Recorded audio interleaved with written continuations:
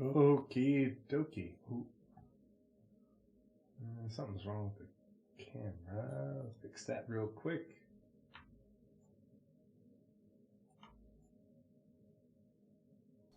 What? Did we just become best friends? Yup! All right, that looks... There we go, more... Hey, Blizzrad with the sub. Oop, need to bring my mic over closer to me. Thank you so much for the sub. Thanks for the support, buddy. Pardon me. Good to see you. Hope you're doing well. All right. Looks like the lighting looks okay. I wonder if maybe I'll... messing around with things again, so... Just turn the brightness down a little bit less harsh on my eyes. Yeah, it looks okay. I look fairly natural now. Sound coming through, everything okay? I heard the sound bite in my head for the Blizzrad sub. Blizzrad, can you, or anyone else in chat, can you let me know if you guys heard it? I had to re-log into, what is it, sound alerts or stream alerts. Okay, cool. I had to, for some reason, it logged itself out, and I don't know why it did that, so I had to re-log in, and that seems to have fixed that. Did you guys hear the sound for the transition that plays when I switch scenes? Because I think I fixed that as well. I fixed it on my end, but I have to rely on you guys to let me know if it worked. Okay. Whoops. There it is. All right. And Walker 300, you're saying you heard the transition sound? We're going to test it again here in a second when we get to the other screen. But this is sort of my main chat screen before we get started and launch into Lore Equals Gameplay. Welcome to Lore Equals Gameplay episode 22. And if this is your first time hanging out, watching, whether it's live on Twitch or later on YouTube, Lore Equals Gameplay is where I dive into the lore of Star Citizen and explore its relevance to aspects of gameplay that we know about, and that things that are in game, things that are in development, and things that could potentially come later. A lot of it is going through the Galactapedia updates that come out at the end of every month.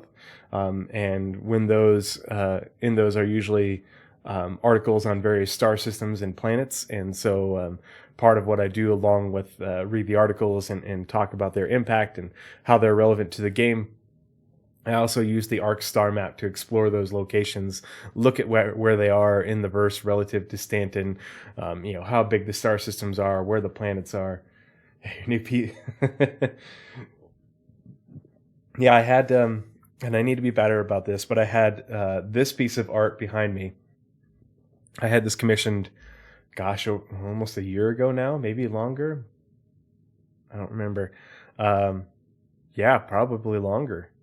I think I've been doing these for that long. But from a citizen called Kaztopia, Kaztopia. That's them on Twitter, and I believe that's their handle, like on Discord and such. They've helped Paul Shelley Astropub with some of the art that he's commissioned, and he recommended them. And so they did this for me, and it's, this is my light RP for Lore Equals Gameplay. Part of the crew, part of the ship. Hey, Fix4, thank you so much for the follow. Part of the crew, part of the ship. Part of the crew, part of the ship. Okay, I heard the soundbite. Did everyone else hear it? I think it's all working. 07, thanks for joining us this evening. Hope you're doing well. Thanks for the support, buddy. Yeah, they created this art piece for me, and the impetus was I wanted to sort of light roleplay this as if I was a student at university, one of the universities in the Retor system. And I was basically reading like the latest What? update. Did we just become best friends? Yup! Hey, Aether Drift with the sub. Thanks so much, buddy. Thanks for joining us this evening. Good to see you. Hope you're doing well. Yeah, oh man. Doing well in the subs this week. Good grief. Fix I see lore and I subscribe. I'm new to the verse, but I'm addicted. So glad to hear it. Yes. I am all about the lore here. I'm not Astropub levels of lore, but he and I have been friends for a long time. I've been a long time supporter of his. And so if you haven't found Astropub, by all means, please do. But I had this commissioned in order to light roleplay, that I was basically like reading this Spectrum, because Spectrum is like their version of the internet in Star Citizen's future. And basically I was reading it as if this was the big, the most recent updates to the Galactapedia, as it's stored on the Ark in the Teac system, which is like this big space station, sort of Library of Alexandria type thing in Star Citizen that was built by the UEE after the Mezzers were deposed, in order to, as sort of like an apology to show that they're willing to be open. And they basically declassified just gobs of information and shared it all with the Banu and the Xi'an and anyone else who wanted to come to the Ark. So that's the sort of frame of reference. And of course, I'm in the university library at whichever university I so choose in the Red Horse system, and I've got the esteemed tenured professors at the university. And I can't remember, I should have wrote it down, but I asked each one of them if they were professors at a university in the Red Horse system, what would they be professors of? Like, what department would they head? And I forget what their answers were, and I'll have to get that again. But it was an interesting conversation. And so we have Paul Astropub Shelley, Algorid, and then over here we have Jail. Jail is very much a expert in all things alien in Star Citizen, a big time expert in the linguistics aspects, the Xi'an and Banu in particular. So yeah, good stuff.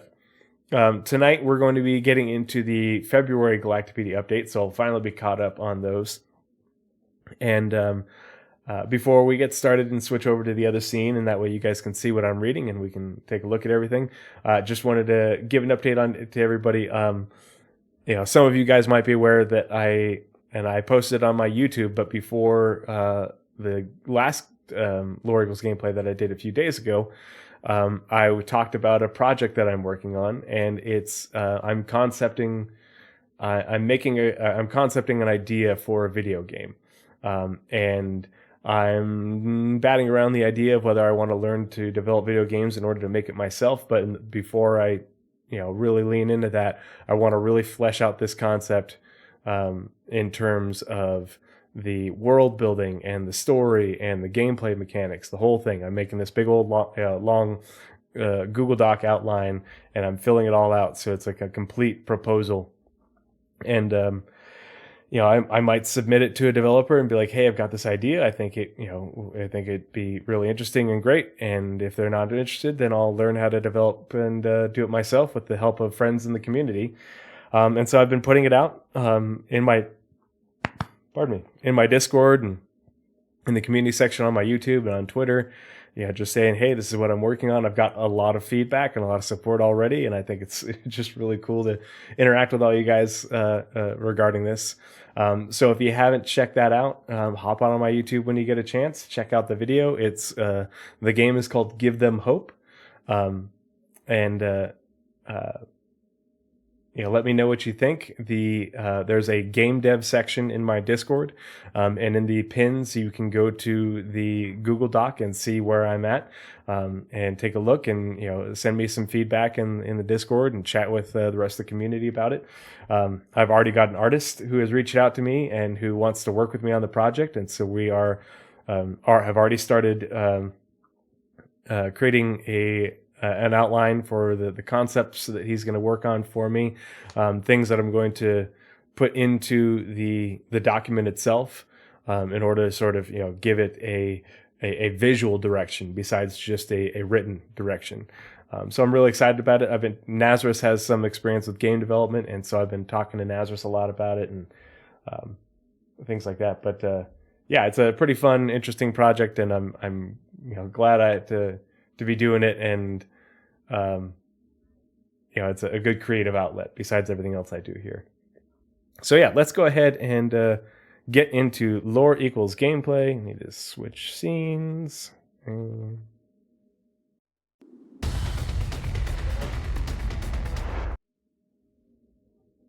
wonder if there's a way that I can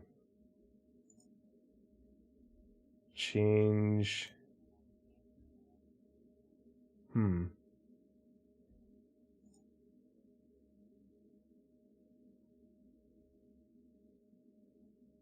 Oh, I almost forgot. I need to adjust the filter on my mic.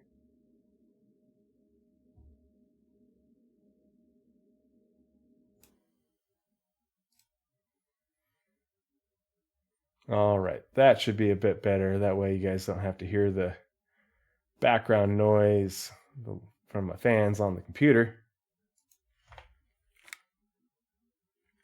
Okay.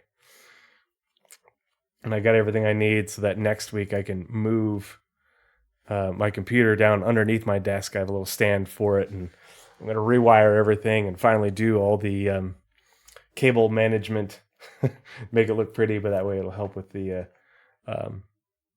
sound from the fans, and I won't have to filter as much.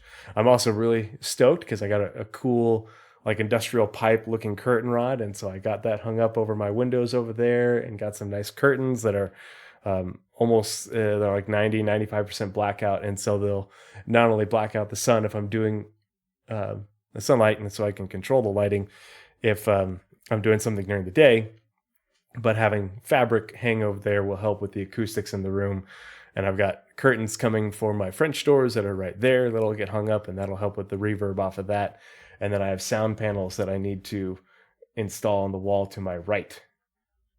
Yeah, everything is coming together just one little bit at a time. Just all the little details to make the workplace both fun to be in, but also to really be able to sort of step up the quality within my own abilities in terms of audio and lighting and yeah.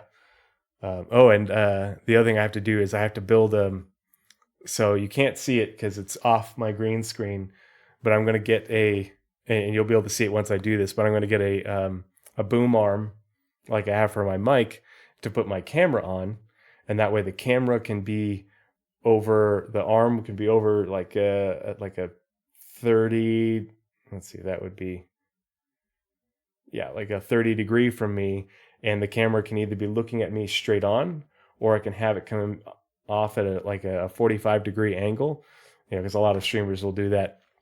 And if I do that, that way I won't need the green screen. I can just adjust the lighting, and you'll be able to see my shelves behind me. My shelves that I made, they're made out of Schedule 40 steel pipe, give it a really industrial look.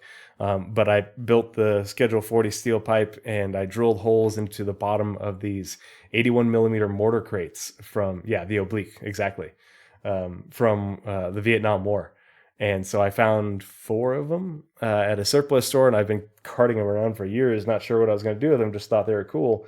And so I finally turned them into shelves, and I've got my little model spaceships up on them now, on the pipe over there. And then the 4th one is going to be sort of like it's going to be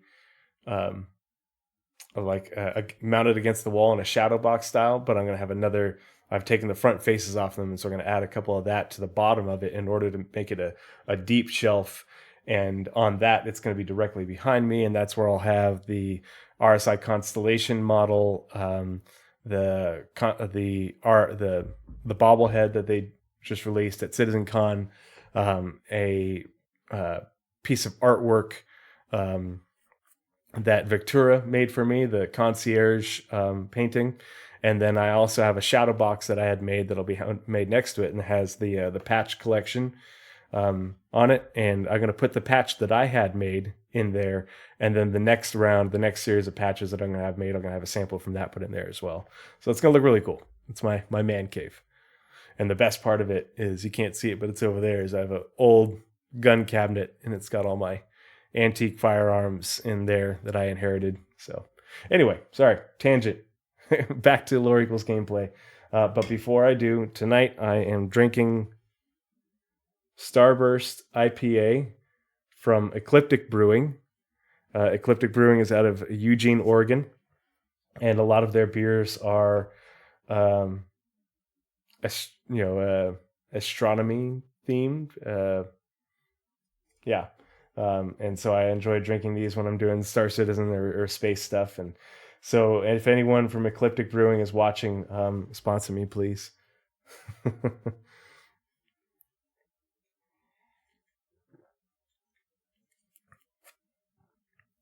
Yeah. All right. So, welcome to this month's Galactapedia Update Roundup. This month, the Kins and Yulins. This month, visit the Kins and Yulin systems, meet an Esosuli, learn about the history of Mirai, and take an in-depth look at Vandal kingships. Join the Spectrum thread for any discussion or feedback.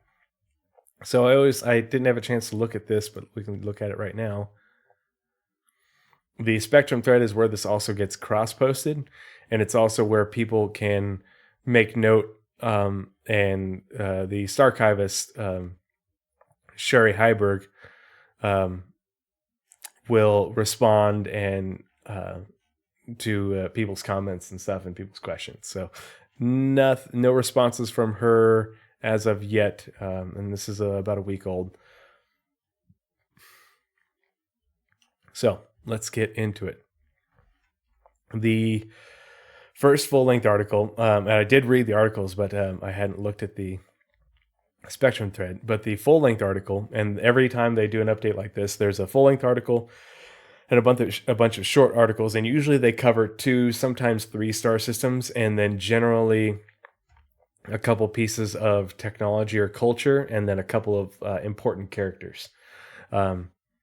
But so this one is interesting, and I'm tempted to mention something in it. We'll get to that in here in just a second, because to me, there's an omission. So the full-length article is about the Vandal kingship. So this is pretty cool. Bunch of good information. Nothing new in here, but this is the most up-to-date info, and so far from reading it, I haven't noticed anything that is new or changed from what we knew before, but it's always good to know that this is the most up-to-date information, and anything else, if there were any conflicts or anything else comes up, this is the sort of most current reference. So kingship is a military designation for Vandal capital ships that serve as the apparent flagships of some especially large Vandal clans. And it's interesting because they say Vandal capital ships, and they go on further and they to talk more about them. But the way they write this, it seems like not every kingship is the same. And while they may have sort of a similar framework and construction style, they are modified by the controlling clan, over time, and they apparently have very long service lives. So, kingship is the largest type of Vandal capital asset encountered, and is the most powerful class of known warship. Functionally, a kingship is a dreadnought, fleet carrier, command and control ship, and assault transport combined in a single hull. They are very rarely seen and have only been observed during large-scale Vandal raids. So this statement's interesting because it kind of conflicts with what's down at the end. When present, they operate with a large number of other craft, including ships of the line, support vessels, and screens of skirmishers. Xenoanthropologists believe that the possession of a kingship is a powerful symbol in Vandal martial culture, signifying a clan's power and strength. So basically, in order to construct a kingship and then also support it, because you got to imagine that the logistical needs of a ship this big have got to be just absolutely massive. So basically, it's a status symbol saying that, hey, not only have we built, had the means to build one, but we have the means to operate it and maintain it and use it for the benefit of our clan.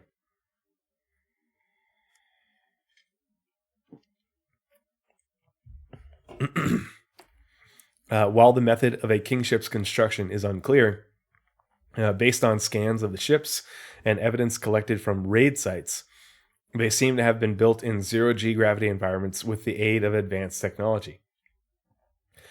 Kingship silhouettes can differ from clan to clan, so they do have some differences in their silhouette, basically the overall structure of it. suggesting that the ships are either custom made or modified by the clan in possession of it. So this makes me wonder if in the way CIG built the Kingship for Squadron 42, obviously they plan to reuse it, but did they build it in a way that it was sort of modular, so that way when they do introduce them to the PU someday, it won't be a copy paste of the one we see in Squadron 42, because this one right here gets blown up. It gone. But it makes me wonder, if you run into a Kingship in from a clan that is, on a different, attacking a different part of human space, far from the Vega system and Oberon, where we, are in conflict with them most currently. It would be from a different clan, and so would it look different? It should look different in theory, but does CIG have the means to do that? Did they build it to be able to do that? And that would be really cool to be able to, look at them and compare and see what their different configurations are. And is it just aesthetic, or do they have more weapon mounts, more, giant thrusters for maneuvering, all that? Clans may add weapons, armor, modules, and other pieces to the base ship as they conduct raids and grow in martial prowess. Kingships have likely been in service for centuries, so a very long time. So the Idris has been around for 400 years as a design, but the individual ships generally don't last that long. Where I forget what flight of the Idris we're on right now, but there's been multiple flights of Idrises and Javelins as the older ones are retired and newer ones are built with updated technology and methods and improved components and such. And while they keep the same overall silhouette and layout, they are vastly improved. So it's that's crazy to think about, that these ships are in service for centuries. Whereas our ships, like a design, will last for centuries in Star Citizen, but individual ships don't seem to serve that long. To be fair, oh, that's good news. We just received an offer on our house. Hooray! We'll see. I'm going to close that so that way it doesn't interrupt us. Okay. And for reference, the Bengal, the Bengal class of ships has only been in service for like not even 80 years in Star Citizen, if I remember correctly. Here, let's verify just to make sure, but I'm pretty sure it was like 80 or 70 years. So let's see. Bengal carrier Star Citizen.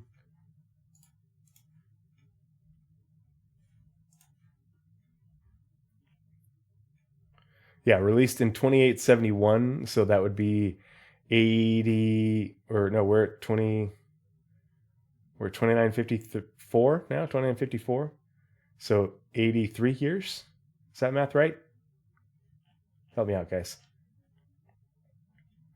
So yeah, the Bengal has only been in service for 80 years. So probably, the first Bengal, the UES Bengal, if they still do that, is probably still in service.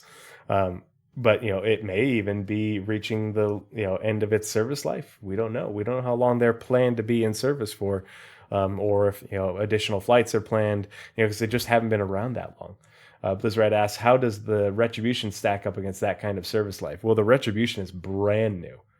The Retribution was only just put into service. I think it was 2945 or 2946. Obviously, it probably took a long time to construct. But the Retribution, and I don't remember where I read it. I'm pretty sure, we know of the one, and I'm pretty sure there was mentions of a second being under construction somewhere. But yeah, it's just a baby. It's a wee boy. Oh, look at you! You're a biggin, but a wee boy. Yeah, the Retribution is absolutely massive, but it's a brand new design, and it's only the first of its class has made it into service. Now, granted, the Retribution probably The Retribution isn't as long as a kingship. It's nearly so, but the way that humans build their ships, there's a lot less sort of void space in the silhouette and the construction. And so even though the Retribution has that big open space in between the sort of two front arms, there's a lot less void space in it, and it probably outmasses the kingship. Just like the in the lore for the X-12, which we have assumed is a Vandal driller, that is supposed to be about the same, even though it's much long, significantly longer than a Bengal. Its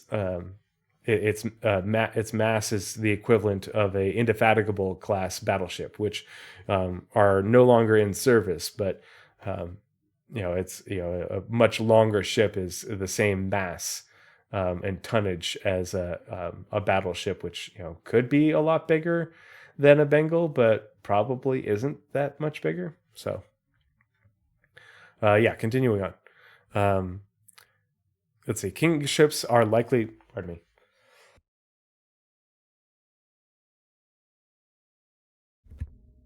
Gotta wet my whistle.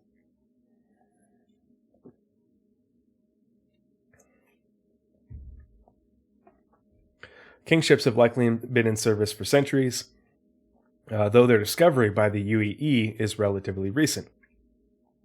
The UEE first encountered a kingship on the 18th of February 2712 during the Vandal invasion of the Orion system. And we had only been fighting the Vandal for, I think it was a couple of decades at that point. The kingship in question surprised Orion's defenders and immediately turned the tide of battle in favor of the Vandal. Prior to that point, we'd been beating them pretty well. We had pushed them back and handily defeated them once already, forcing the UE Navy to retreat to the Tiber system. So this is saying encounters, and I believe the way that they're writing all of this is all of the encounters, but I'm going to let you know about one and possibly two that they missed. The UE versus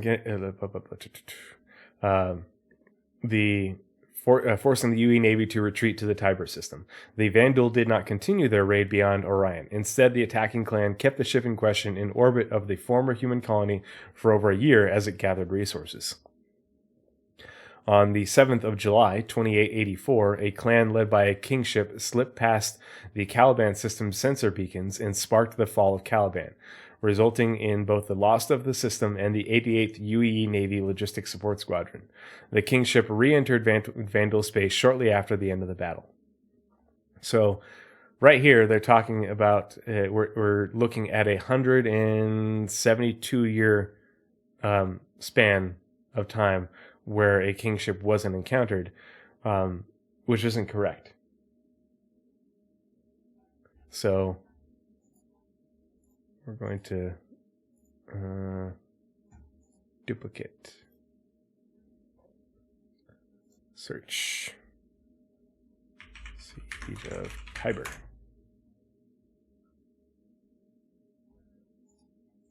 Also open up the Fall of Virgil. So, they mention right here, the UE Navy retreated to the Tiber system, and the Vandal did not follow. And the Siege of Tiber was a key battle between the UEE and invading Vandal, lasting from 2732 to 2736. So 2732 would have been 20 years after the fall of the Orion system, is when the Siege of Tiber initially started. It consists of extensive ground and air engagements. So that's why this is really important about the Vandal. We don't just fight them in space. We don't just fight them in the air. We fight them on the ground. They want to get up close. They will fight you on the ground. They don't just glass your planet. They're not the Covenant. They're going to invade. And a military blockade from the Orion and Vector jump points by Vandal forces, and the Virgil and Oberon jump points by UEE forces. Losses were heavy on both sides. Conservative estimates put human and Vandal combined casualties in the lower millions over a 4-year period. Lower millions. Now it's casualties, but you can imagine the death toll is pretty significant in that. The siege ended with UE defeat on 29 December 2736, so 24 years after the fall of Orion, when a kingship jumped into the system from Orion. Half of the UE's forces in Tiber were destroyed in the subsequent battle. So, no mention of the siege of Tiber and the ultimate fall of Tiber in this article, in between the encounter with the kingships in the Orion system and then in the with the fall of Caliban.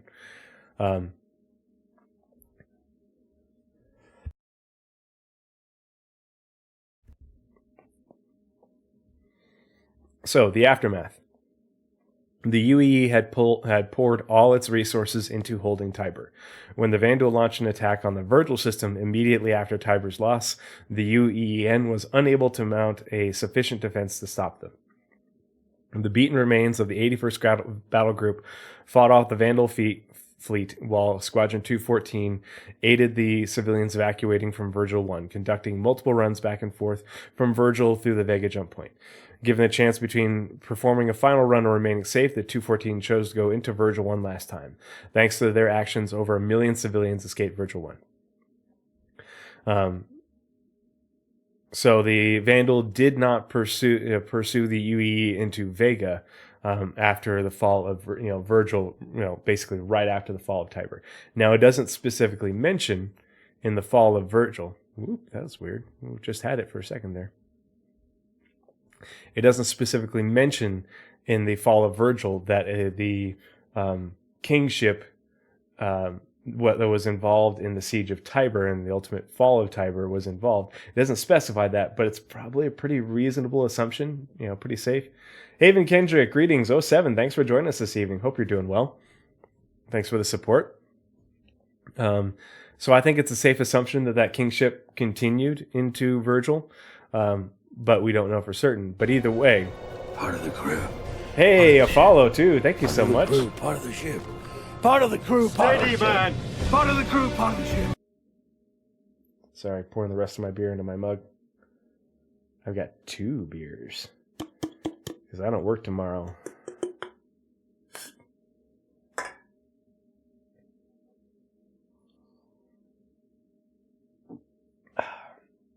Stay thirsty, my friends.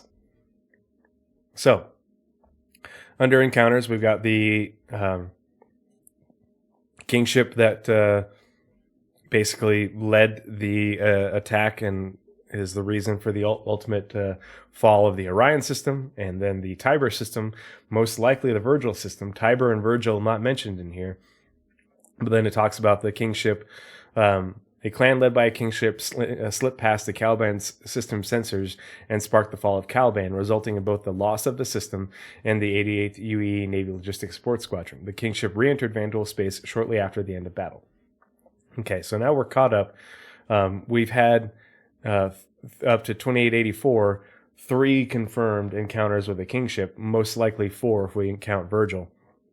But then up here, it says they are very rarely seen and have only been observed during large-scale Vandal raids. And so down here, they talk about in 2940, the UAE Navy severely damaged a kingship as part of Operation Unilateral Force, a covert military operation that intended to weaken a single Vandal clan and inspire infighting in the hope it would distract them from raiding Vandal colonies. Though the overall operation failed to have the expected impact, the 78th Squadron succeeded in inflicting heavy damage on the kingship. So no mention of this being during a Vandal raid. It says specifically and have only been observed during large-scale Vandal raids. And yet somehow we managed to find one during Operation Unilateral Force and severely damage it. Or can inflict heavy damage. Let's read about Operation Unilateral Force real quick. Operation Unilateral Force was a 2940 military effort, so very recent human history. Pardon me. Within the Star Citizen universe, only 14 years ago now, and like 5-6 years before the events of Squadron 42. It was a combined attempt to incite infighting between Vandal clans by disproportionately attacking or targeting a single clan. Experts anticipated that by noticeably weakening a single group of Vandal, it might be possible to cause other clans to turn on the weakened group. The hope was that as the Vandal battled each other, it would potentially reduce raids on human colonies, allowing the military to shore up further defenses. While the operation led to the crippling of a powerful kingship, crippling, that's pretty important, it did not generate the expected internecine conflict. So, interesting that they kind of contradict themselves in here, but it's also interesting that we were able to somehow track down a large Vandal clan and their kingship when we don't see them for decades or at a time, if not longer. It was 56 years from Caliban to this time we found it, a kingship. And before that, it was, 2736 to 2884. So however many that is, decades. There are decades in between encounters with kingships. And we managed to find one and cripple it as part of this operation. A kingship did not appear in human space again. So this, in human space again, this is important as well because it means that we found it in Vandal space and attacked it. And we do know that ever since the fall of Virgil and Tiber, humanity has continued to conduct raids, the UE military, into those systems to attack Vandal within those systems. We have sensor beacons there that let us know when they are in system, and we can go in and conduct surprise attacks and such. My Ark 07, good to see you, buddy. Hope you're doing well. Thanks for coming and hanging out this evening. A kingship did not appear in human space again until 5th of October, 2945, in the Battle of Vega II. The Navy's Second Fleet, led by Admiral Ernst Bishop, Q bagpipes, engaged the kingship and the remaining clan. A remaining clan. So, if you remember from the Squadron 42 trailer at CitizenCon, they talked about how in the main character, in his sort of like letter to home, talked about there was a clan that they'd been tangling with.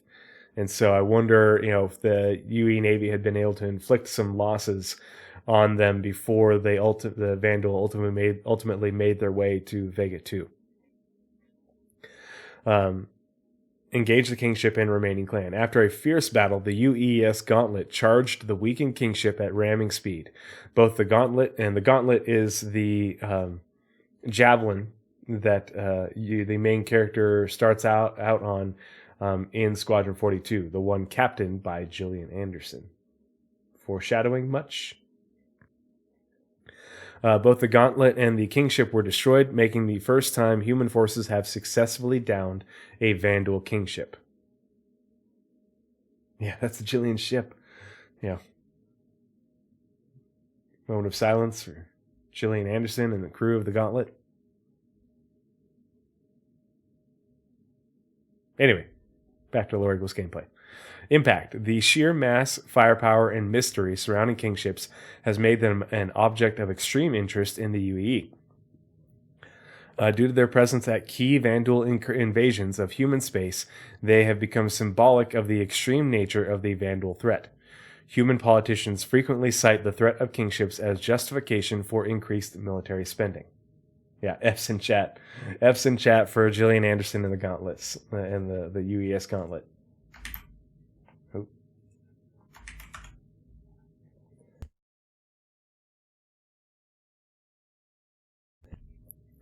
So, before we continue on with Lore Equals gameplay, I want to share with you a fan theory.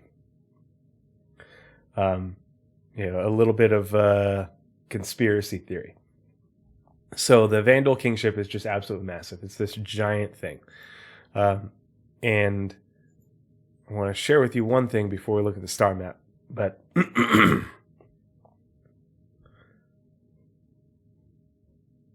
let's see.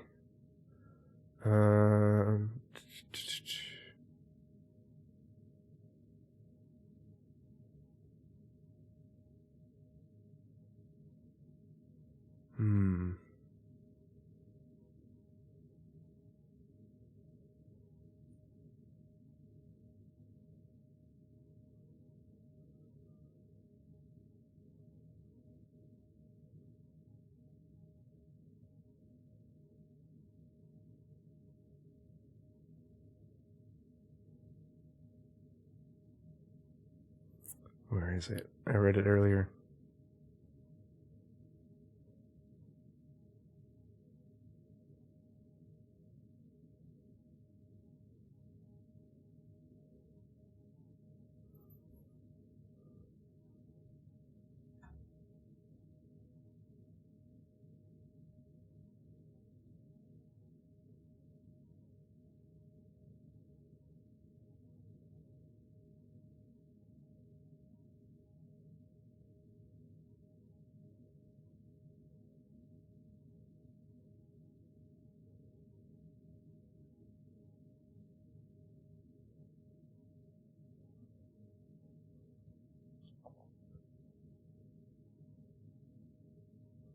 Let's see if I can.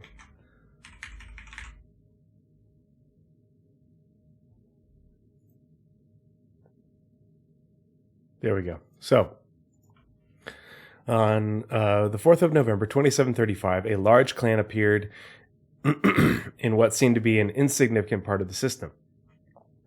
The UES Aculon and a selection of support vessels led by Halamede, which is the admiral in charge, went to investigate the situation. As they approached, hundreds of Vanduul poured through a previously unknown jump point from the Vanduul system designated Vector, ambushing Halamede. The Aculon was destroyed, all aboard were lost. So, this is in the Tiber system. And I'd have to look and see if we found the jump point from Kellogg to Vector or how we established that connection. But so this is during the Siege of Tiber. And the UE didn't know about the jump point going to Vector. It was undiscovered. But if we look at the encounters for the kingship, all of the ones that we know about occurred here, Orion, Tiber, most likely Virgil, Vega, and Caliban. Now, the Vanduul were able to enter into Tiber and ambush that admiral from an undiscovered jump point, which happened to be a large jump point. But the advance of the kingship, basically, it has followed large jump points. And so this is why I think that the sizes of jump points are still significant. Because the Vanduul attacked Orion with a kingship, and the jump points that we are aware of out of Orion go into Vulture and Viking. Both of them are large. The Vanduul attacked Tiber with a kingship. Large jump point coming from Orion, but also large jump point coming from Vector. They assumedly attacked Virgil with that same kingship because Virgil immediately fell after Tiber. They pursued them after the fall of Tiber. And we know that they attacked Vega with the kingship. So large jump points going into Orion, large jump point from Orion to Tiber, large jump point from Vector to Tiber, large jump point from Tiber to Virgil, large jump point from Virgil to Vega, where we also have seen them. We don't know where Operation Unilateral Force took place. It may have been in Virgil or Tiber, which would have made sense. The only oddity is Caliban. Caliban has no large jump points going to it. But somehow, a Vanduul clan with a kingship snuck past UEE sensors to get into Caliban and attack and conquer the system. I think that there is most definitely an undiscovered jump point in the Caliban system that is a large, coming from a Vanduul-held system. Now, maybe it comes from Vendetta. Maybe it comes from Tiber, and they were able to come from here, and we just hadn't discovered that. There was already an undiscovered jump point in Tiber going from Tiber to Vector. There very well could have been one going from Tiber to Caliban because Caliban fell after Tiber. And maybe that's how the Vanduul were able to get past the UE sensors. We already know that the UE their defense budget that they were spending on on Caliban was was inadequate, and that the sensors were needing repairs. But I also think that there very well could have just been a large jump point there that we didn't know about. But Caliban has no large jump points going from it that we know about, going to other human-held systems. But there could be. We just may not know about them.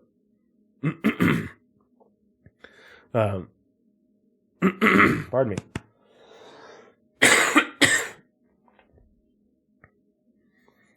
Kingships could generate their own jump points, but so far they haven't demonstrated need to. And if they could, I feel like we would have seen them in other human colonies, human systems. Right now, their path has followed large jump points, except for Caliban. But we also know that there have been jump points from Vanduul systems that we hadn't discovered yet that they could have easily used. So I don't think it's a thing. I don't think there's evidence to suggest it, because otherwise, if the other thing is the Vanduul have been Vanduul attacks that are reported in the lore are largely concentrated up here in this sort of like northeast of the Empire. And they really have tracked along this line with, here, but also, they've attacked Oberon, they took Caliban, but we really don't have much in the way of reports of Vanduul attacks in the sort of southwest of the Empire, even though we know that Vanguard is connected to Elysium by a large jump point. So who knows? Yeah, well, remains to be seen. But that's my tinfoil hat on that. So that's the Vanduul kingship, the fan theory regarding large jump points, and that there is a hidden large jump point in Caliban going to somewhere in Vanduul space. But I do think that that's a little bit of an oversight in the article. So let's get into these short articles for the Galactapedia update. The kin system. Indenture central. So indenture meaning that you're not a slave, but you're working to you're working off a debt to someone. So the kin system, and then let's find the kin system. It's in the Banu Protectorate. The January Galactapedia update talked about Bacchus and Gliese. And so that will be up on my YouTube tomorrow if you missed it when I was streaming it live. But here is the kin system way over here, connected via a small jump point to the Charon system, I don't know. And via a large jump point to the Xi'an system of Kayukia or Indra. And Charon is important because that is the system that, if I remember correctly, Charon is the one that is even. And it's interesting because it says that that's UEE. Because if I remember correctly, maybe the UEE claims the system, but the populated planet there has renounced their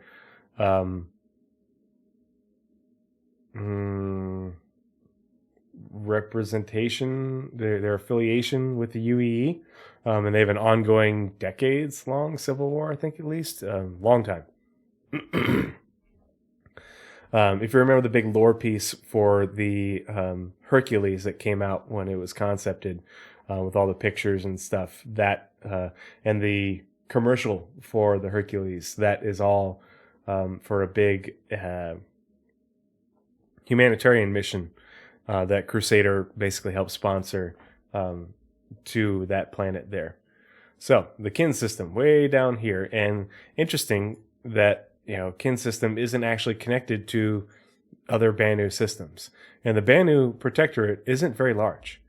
They don't have very many systems, at least ones that we know of. But these are the ones that we are aware of, along with, interestingly enough, Treese is way up here in Xi'an space.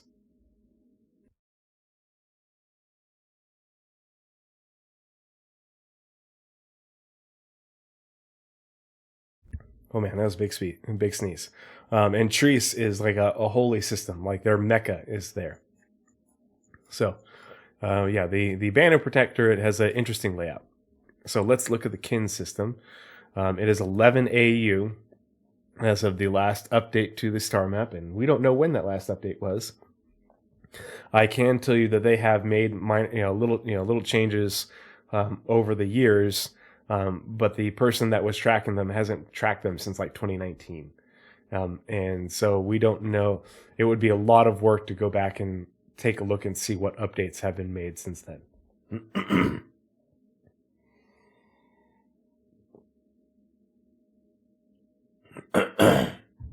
Pardon me.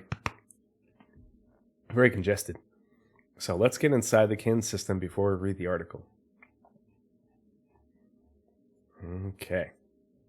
So, the kin system is a planetary system in the Banner Protectorate that is made up of a K-type main sequence star, a mesoplanet, a terrestrial rocky planet, 2 super Earths, a gas giant, and 2 asteroid belts. So that's quite a bit going on in that system. Best known as the location of the Protectorate's main indentured servitude market, it is de facto controlled by the indenture sulies that operate within it. Human and Xi'an governments issue annual travel warnings that detail how to avoid selling oneself into indenture without informed consent. Yeah, make sure you, when dealing with the Banu, particularly in the kin system, you do want to make sure you read the fine print. So yeah, 5 planets and 2 asteroid belts. Yeah. Okay, cool. So, Kins 1, scarred with ancient strip mines. Oh, come on, Internet. Load it already. Kins 1 is the first planet from the sun of the Kins system, Banner Protectorate, a mesoplanet with an iron-rich crust. It has been extensively mined and bears the scars of ancient strip mining operations.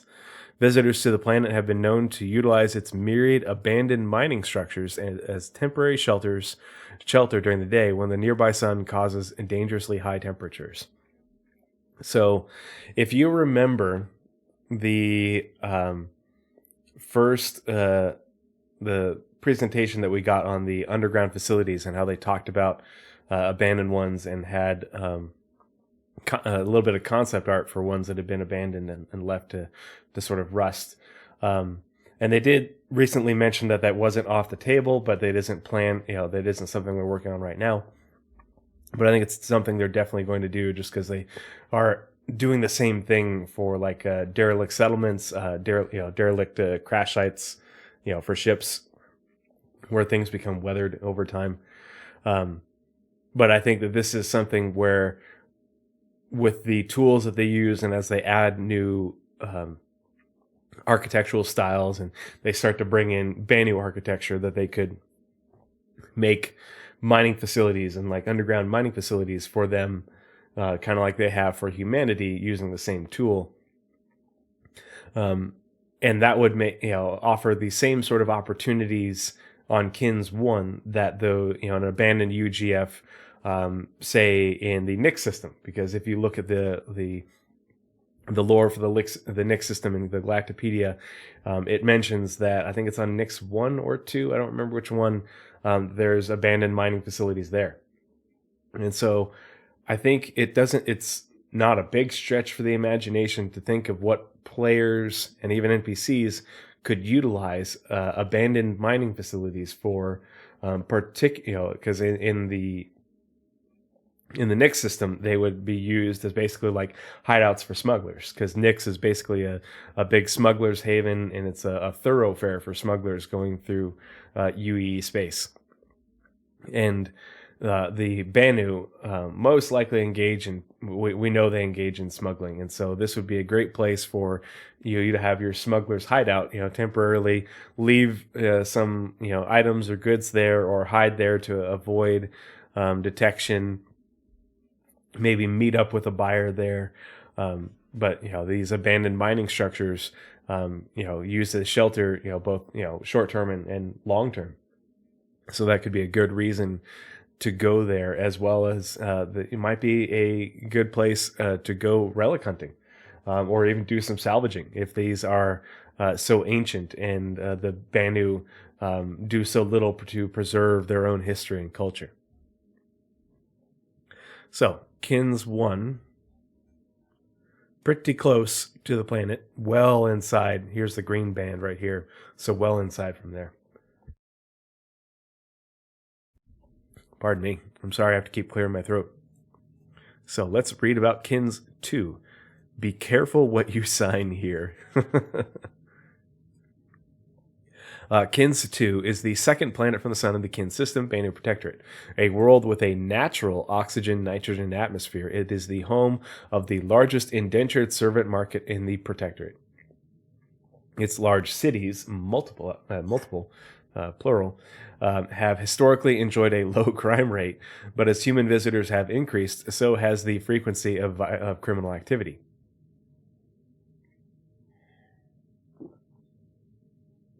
What are you saying, Sherry?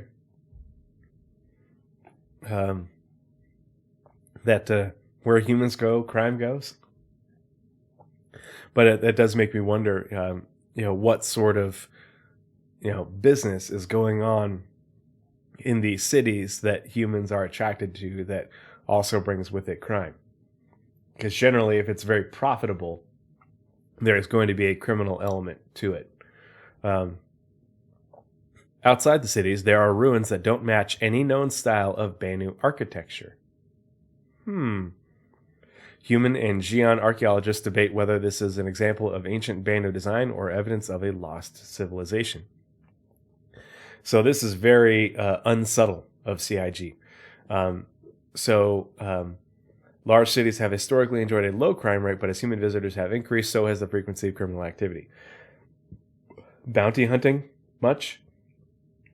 If there's criminal activity, you better believe that there would be an opportunity, if you have the right reputation with the Banu, to hunt down criminals, to hunt down people who are committing crimes in their cities. Especially if hunting them down means that, hey, you committed a crime here in the Banu Protectorate, you've been caught, and now you are an indentured servant. Congratulations. And it'll be interesting to see how CIG works that into the game, because whereas in human controlled space you get arrested for a crime and you go to jail, the severity of the crime dictates whether you go to a Klesher Rehabilitation Center, which is more akin to like a county jail, or if you go to what amounts to like the federal prison system, which would be on quarterdeck in Kellogg, which is like a supermax prison. Well, in the Banu Protectorate, you'll most likely be placed into indentured servitude. So how does that work for players? What do you will they make it so that way you actually have to work off your contract, to work off your debt to their society? Kind of like you do in in Klesher. You can work to basically pay off your crime there. The what do they call it? What's the currency that you turn in after? I forget. Brain fart.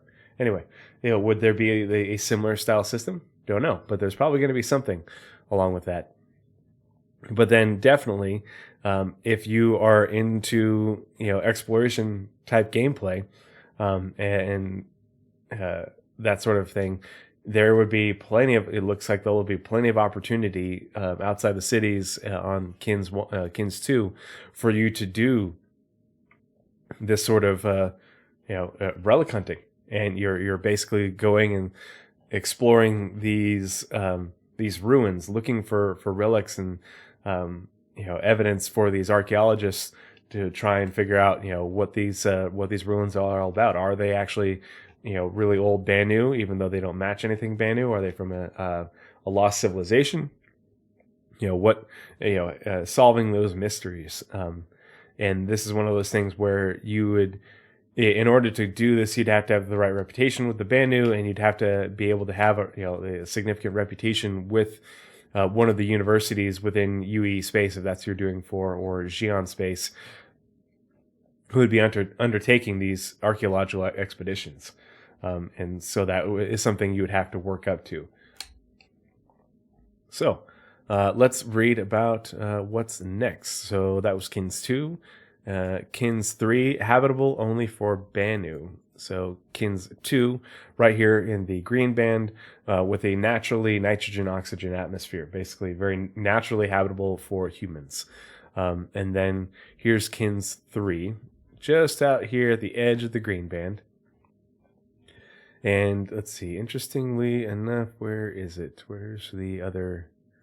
Oh, and both jump points are in the inner system, basically within the width of the green band. The one going to Charon just above, a little bit higher above the ecliptic than the one going to Indra. So not far away from the main destinations within the system.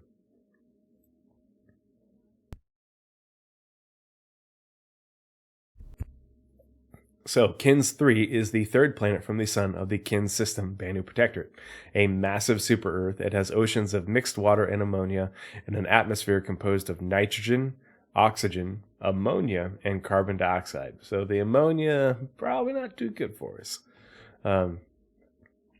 While Banu can breathe the air comfortably, humans, Xi'an, and Tavaran cannot. A handful of mining sulis operate on the planet's surface, although most of the planet's most valuable resources have already been extracted. Keyword, most. Not all, but most. And so this is one of those things where a lot of people are very focused on the mining for oneself. And people have to realize that the game is not going to be all about freelance mining, freelance salvaging, freelance fuel refining, fuel gathering and refining and all that. Will it be possible? Yes, absolutely. There's going to be plenty of people do it. It's going to be a thing. But the overwhelming majority of work in the game is going to be you working for other larger organizations to generate resources for them. You are going to be doing mining under contract, salvaging under contract, refueling under contract, hauling under contract. That's what Quantum is all about, folks. It is not about commodity trading. It is about generating work for players, and for players to do in competition with the NPCs. You're going to be competing with the NPCs to do these contracts. So, what is that? There's a hair on my keyboard. That's not one of mine because it's long, wifey. If you are trying to get reputation with the Banu, this might be an entry-level way to do that. It won't make you a lot of money because the majority of the most valuable resources are gone, but it's a way to get in with a Banu mining suli and work your way up with them in order to get the more lucrative contracts, maybe out in the asteroid belt that we're going to look at. Or I think it was in the Gliese system. The asteroid belts there are very lucrative. But they, you might not get to do mining in those systems without starting off somewhere else lower on the totem pole. The other thing that's of mention is you can't breathe the air there, and so you have to come equipped appropriately to do the mining there. And it doesn't really specify what type of mining it would be. Is it ship mining? Will it be hand mining and you're going down into underground caves? Will it, or vehicle mining, doing that same thing, but via a large mining operation, like an underground facility with big mining tunnels? It doesn't tell you. You just know that you will have to wear some sort of breather in order to be able to breathe down there. Now, you might not have to wear any sort of space suit because the atmospheric pressure is fine. Temperatures are fine. We don't know exactly, but it doesn't say anything specifically. But you definitely won't be able to breathe there, and so that's something you'll have to consider while you're doing labor, is watching your your air tanks or whatever. Maybe you have a filtration system that filters the ammonia out so that you can breathe the air afterwards. Either way.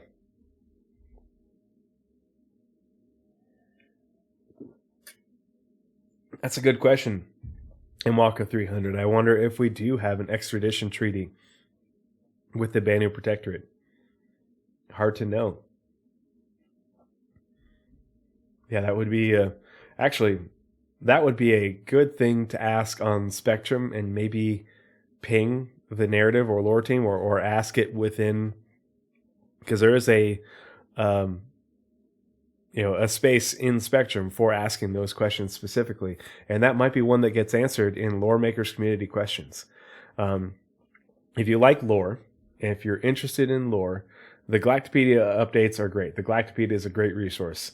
But let's see, where's our new friend? Fix4. So Fix4 says, I see lore and I subscribe.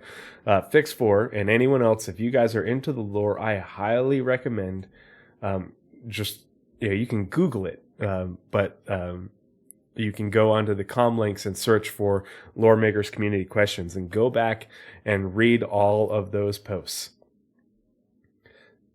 Because there's a lot of great lore information in the Lore Makers Community Questions that the overwhelming majority of the community just breezes right over. When everybody talks about regeneration and imprinting, they only mention the one lore article that they put out about it.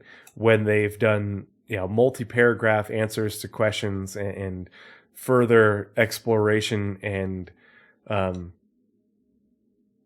regarding regeneration, like 3 or 4 different times within Lore Makers Community Questions. They basically have doubled the amount of lore and confirmed things that were a little bit more nebulous via those articles, and people don't know about them. Yeah. Hey, Socially Confused, good evening. How you doing, buddy? Good to see you. Thanks for coming and hanging out. And Walker 300 says, an underground railroad to help indentured servants escape. Oh, people smuggling. Yes. What? I can't believe I didn't think of that. That's exactly genius, dude. Yeah. The Nix system came into prominence during the Mezer era because that's basically where going from Bremen to Nix, and then I forget the rest of the route into Xi'an space. That was like the underground railroad for dissidents, people who were rebels against the Mezers. And so you could have the same thing, but for indentured servants, where you take contracts from like maybe their family or something like that, or other interested parties, to go rescue them from indentured servitude and bring them back to the UEE. And you have to essentially smuggle them out of Banu space, it doesn't, you might have the option to like pay off their contract. You might have the option to kidnap / rescue them.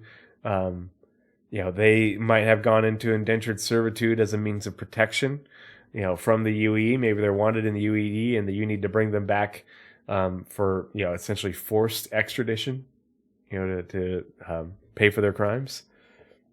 That's a really good thought. That is lore equals gameplay, 110% right there. Salute to you and Walker for 300 for thinking of that, because that did not come immediately to mind. But that is definitely. I would be surprised if that's not a thing. That should be a thing. That would be cool. You have like a shielded container with like an atmospheric processor in it to keep them alive, and keep them warm and stuff. And, maybe it gives off a false signal when scanned and it says it's livestock or whatever. Good idea. I like it. Ship it. Kins 4, coated with exotic forms of ice. Yeah, definitely. It sounds amazing to me too. What? RSI is under heavy load right now. What do you mean? So weird. A good use for the Star Runner, for sure. Just cram them all in those little passages beneath the ship, and give them, crews to drink and and Buster Bars. Kins 4 is the fourth planet from the sun of the Kin system Bane Protectorate. Under its dense atmosphere, its surface is coated in solid ice in spite of high temperatures. Atmospheric pressure forces the planet's water to remain solid, creating exotic forms of ice that differ in structure from ice formed under normal circumstances. Surface conditions make it too dangerous for a spacecraft to land there without specialized equipment. So this is something they say frequently. And it's basically like a lesson learned from the original Pyro lore, in that they are not saying you can't land there. They are just saying it is dangerous to land there and you need special equipment. And the lore team isn't saying what that special equipment is. We don't know. That will be up to the gameplay teams, but there's just tons of entries of planets like this within the Galactapedia where they don't specifically mention any reason to go there. But they do just tell you that, you in order to land there, you'd need special equipment. You don't need what, but you need special equipment. You don't know why you need to land there. I'm assuming, ne'er-do-wells. But this is CIG because the lore team has said when asked, we do need to have planets that don't have a reason to go there. It's okay. They didn't want that for Pyro because it's the second system, and we won't have gotten a new, it's the first new system in a long time, as Stanton has been slowly developed. And so they didn't want Pyro to retain the lore that it had, where these planets you couldn't even land on them. And so they wanted to make it a little bit more interesting and a little bit easier to explore. They didn't want our first new system to have planets that you couldn't explore. You couldn't even land, couldn't hardly land on without specialized equipment, because a lot of, this sort of stuff like the gameplay isn't there for that yet. We don't know that specialized equipment is. We don't know if it's high pressure suits for your character, but it says surface conditions make it too dangerous for spacecraft to land there without specialized equipment. So it's your ship. Your ship itself needs specialized equipment. And this is repeated, in similar verbiage all across the Galactapedia. And it's because the lore team has said it wouldn't be realistic if we didn't have planets that you didn't, that were like, okay, you can go there. There's not really much of a reason to go there, but we're not going to stop you. And you can go there. You just need special equipment because that's a realistic thing. Yes, sounds like a great prison planet, one-way trip. Yeah, I mean, that's a trope, a super sci-fi trope. What was the name of the planet from, was it Chronicles of Riddick or the one after that? Where the prison is, underground in that planet and the sun basically scorches everything on the surface. Similar concept. But yeah, not every planet is going to be worth visiting. Not every planet is going to have a reason to go there. They're, going to exist. They'll be easy for CIG to make. But it's just in order to make the universe more believable, you're gonna have your Venuses that don't have much in the way of value to them.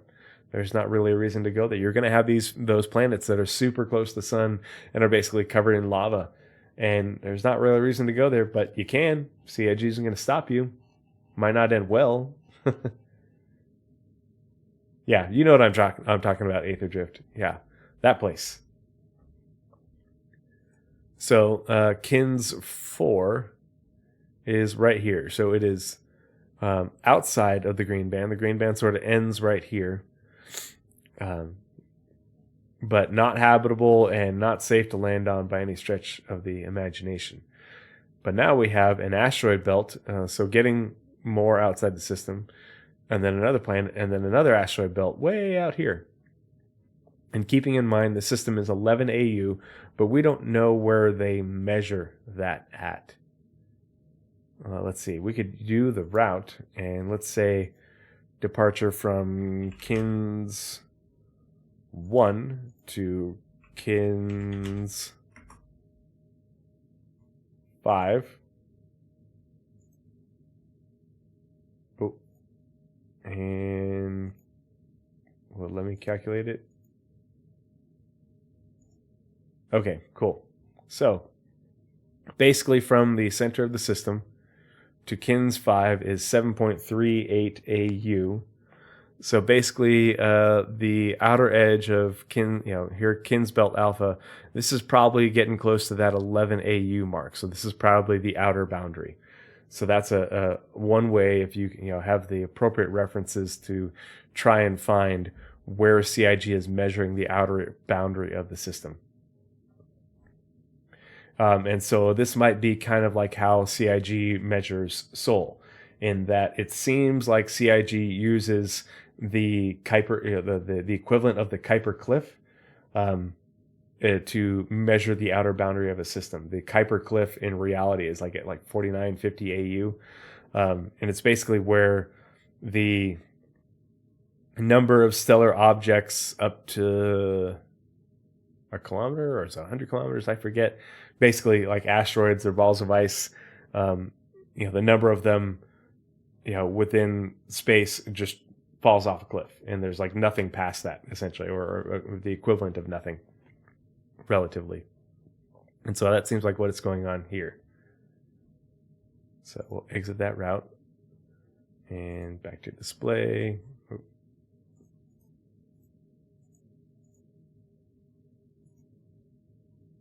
Okay. So yeah, that was Kins 4. Let's read about Kins 5, Kins Belt Alpha, packed with conveniently located rest stops.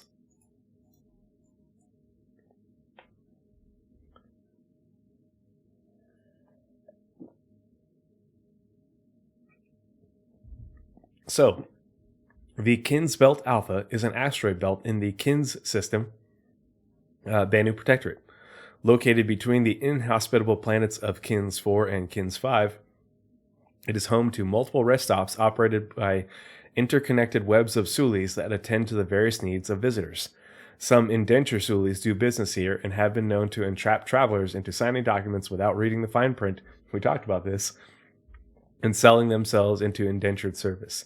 So it makes sense. It kind of like in Pyro, there are both there are abandoned rest stops that have been since taken up by pirates. There are ones that are still abandoned within the system, basically at intervals, in order to make the system more easily traversable. And it sounds like they did the same thing within the Kin system, between Kins 4 out here and then Kins 5 out here in the outer system in the asteroid belt. And so basically they have just said that there are going to be a number of rest stops in this asteroid belt where you can stop for fuel, repairs, what have you, when you're coming back from the gas giant here, ostensibly for collecting fuel, or maybe going out to this asteroid belt to mine. We'll see what they say about that asteroid belt. Whatever reason you'd have to be going out to the outer system, you can make pit stops at the rest stops here in this asteroid belt on your way back in system, because it's 11 AU. It's twice the size of Stanton. It's it's still a small system, but it's having some infrastructure here makes sense. The question is, if they're in an asteroid belt, are they asteroid facilities? Because that is a thing that CIG is developing and plans on developing. Or are they regular space stations? And does it make sense to build a space station in an asteroid belt where you could have collisions? Why not just build it into an asteroid? So it remains to be seen. But you definitely, obviously you would have, business to be able to be done there in terms of bringing fuel there, supplies, fuel, people, all that stuff. Oh, geez, just got raided by the Astropub. Hey, Paul, good to see you, buddy. Hope you're doing well. Thanks for the raid, man. Really appreciate the support. I am just getting raided like crazy as of late. Hope you had a great stream. I didn't see what you were streaming. I was busy doing dad stuff. Oh, here we go. Part of the crew, part of the ship. Part of the crew, part of the ship. I've remembered. Oh, you're playing some SC. Nice. Cool. Gosh, it's been weeks since I've played. Thanks for the follow, Boxer83. Appreciate it. Yeah, we're so if I'm sure talking to newer players, well, and that's a good thing because we're hopefully not far off from 323, and I have a feeling that 323 is going to be a good patch for new people to come in on, especially if like a 323-1 with a new with a free fly for Invictus launch week. I'm very hopeful, so we will see.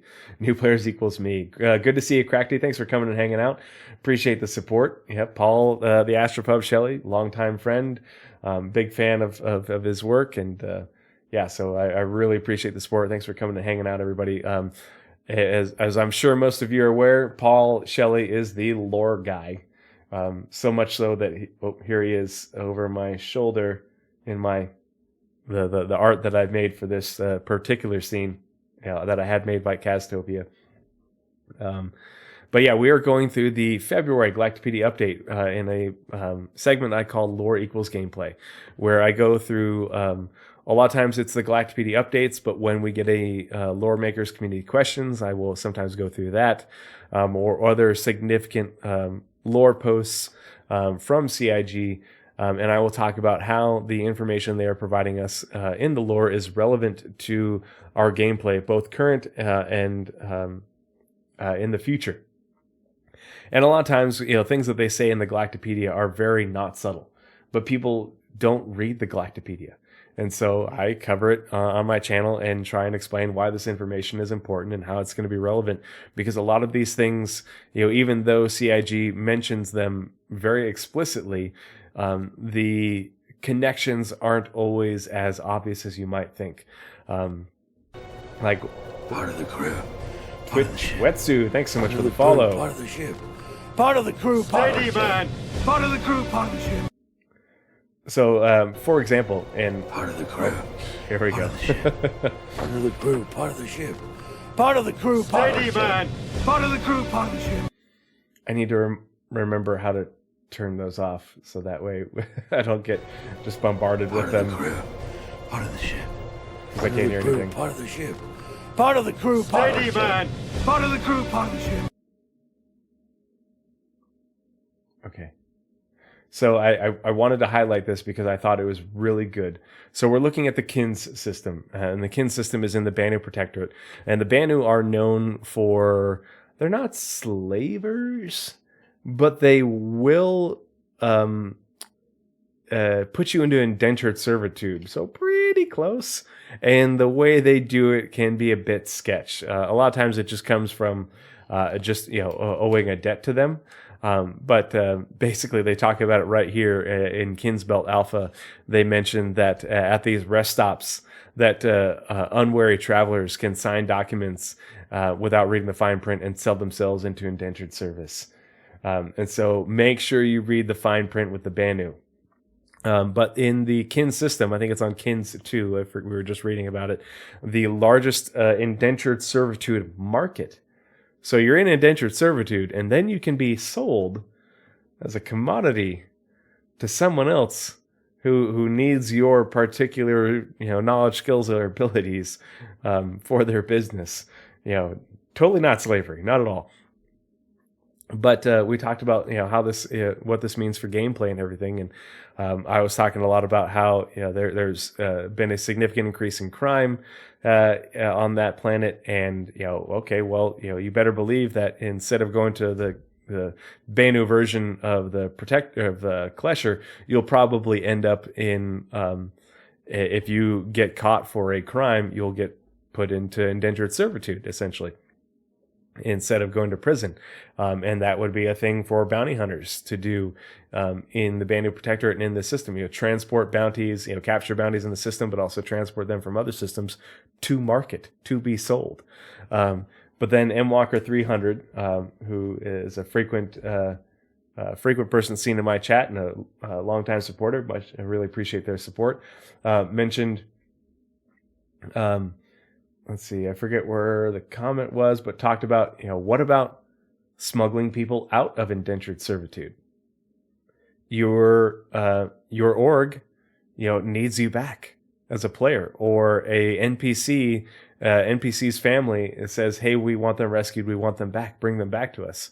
And, okay, well, whatever means necessary, you go and you bring them back, part of the crew, part of the ship. Thank you so much for the follow, by the way, everybody, to Twitch Wetsu, IDE, ID Air SC, and J Rolla. Really appreciate the support. Thanks for coming and hanging out. The Banu are amoral. They're not immoral. They're amoral. They're just sort of, well, what's the big deal? They signed on the dotted line. It's a contract. Market, that is messed up. It is messed up, but the Banu are just interesting that way. And oh gosh, I can't forget the verbiage that Paul has used regarding them, but they're just sort of innocent and they don't see what the big deal is. It's like, oh, it's just business. Why are you getting upset about it? And so they're very interesting in that way.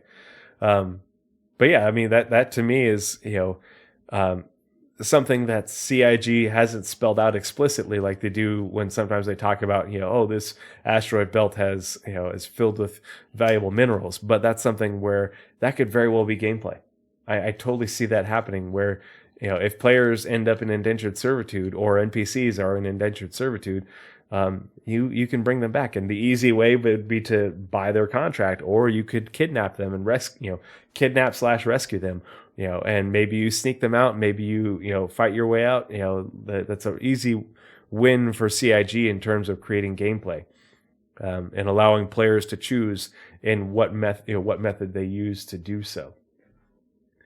Yeah, I expect the band to take all forms of currency. Yep. Yeah, they probably, they'll probably take payment in ketchup.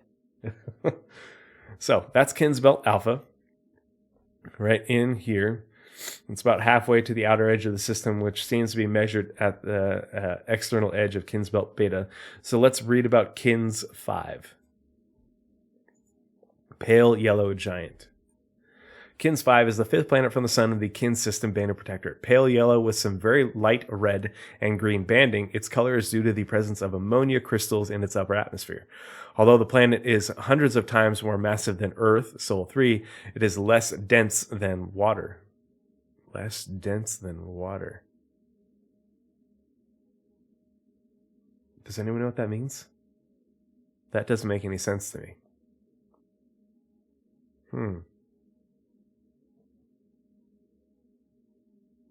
That is confusing. I'm not sure what that means. Yeah, it's a low density gas giant, but it's to say it is less dense than water? Huh. I don't know, that's just written really weirdly. Most of the time when it comes to gas giants, unless they specifically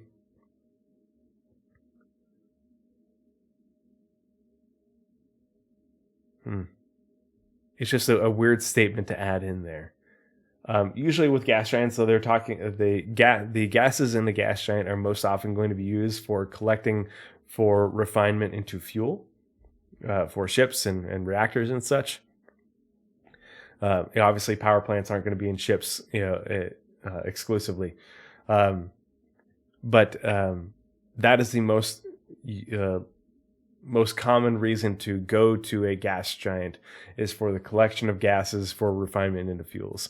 So because the gas giant is out here in the outer system, that's one of the reasons you might stop at one of the rest stops that are within Kinsbelt Alpha, bringing fuel back there to be refined, as well as you're returning from on your way back to the inner system after mining out here at this asteroid belt, those sorts of things.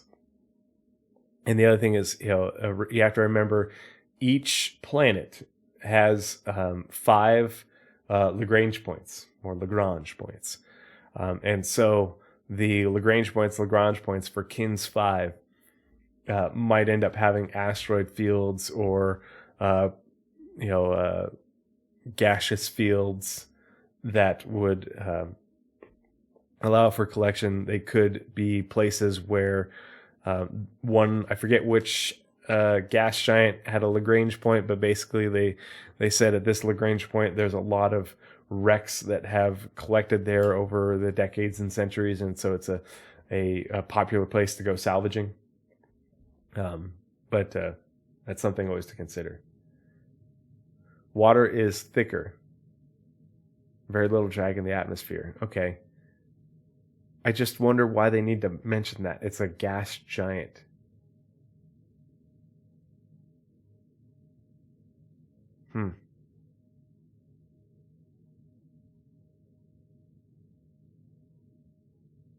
The density of the gas giant is less than that of water at that temp.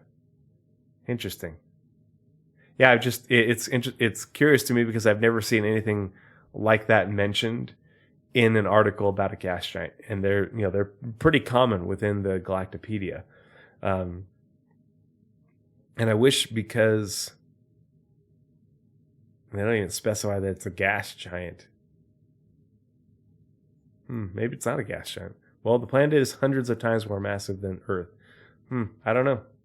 Curious. Such statements are common IRL. I wonder if they will become more common in the Galactapedia then. Yeah, because that's the first I've seen of something similar in the Galactapedia. Interesting. All right, let's keep going. Kin's Belt Beta, the system's garbage dump. Okay. So the Kin's Belt Beta is the second asteroid belt in the Kin system. Yeah, possibly if they're going to realism. Band Protectorate, the outermost point in the system. There we go. It has traditionally been used as a convenient location to dump unfixable equipment and other types of large waste by spacecraft passing in and out of nearby jump points.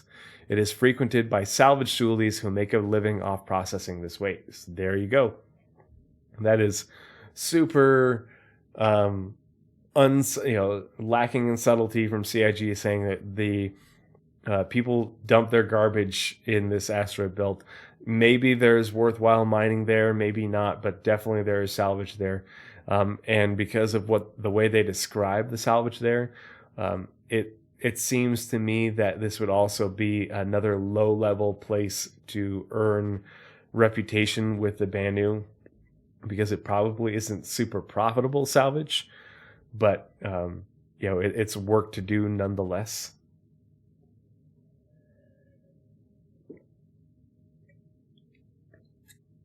That, and if you are a indentured player, or even an indentured NPC, and you're indentured to one of these salvage stoolies, they bought you on that market, this is where you might find yourself working.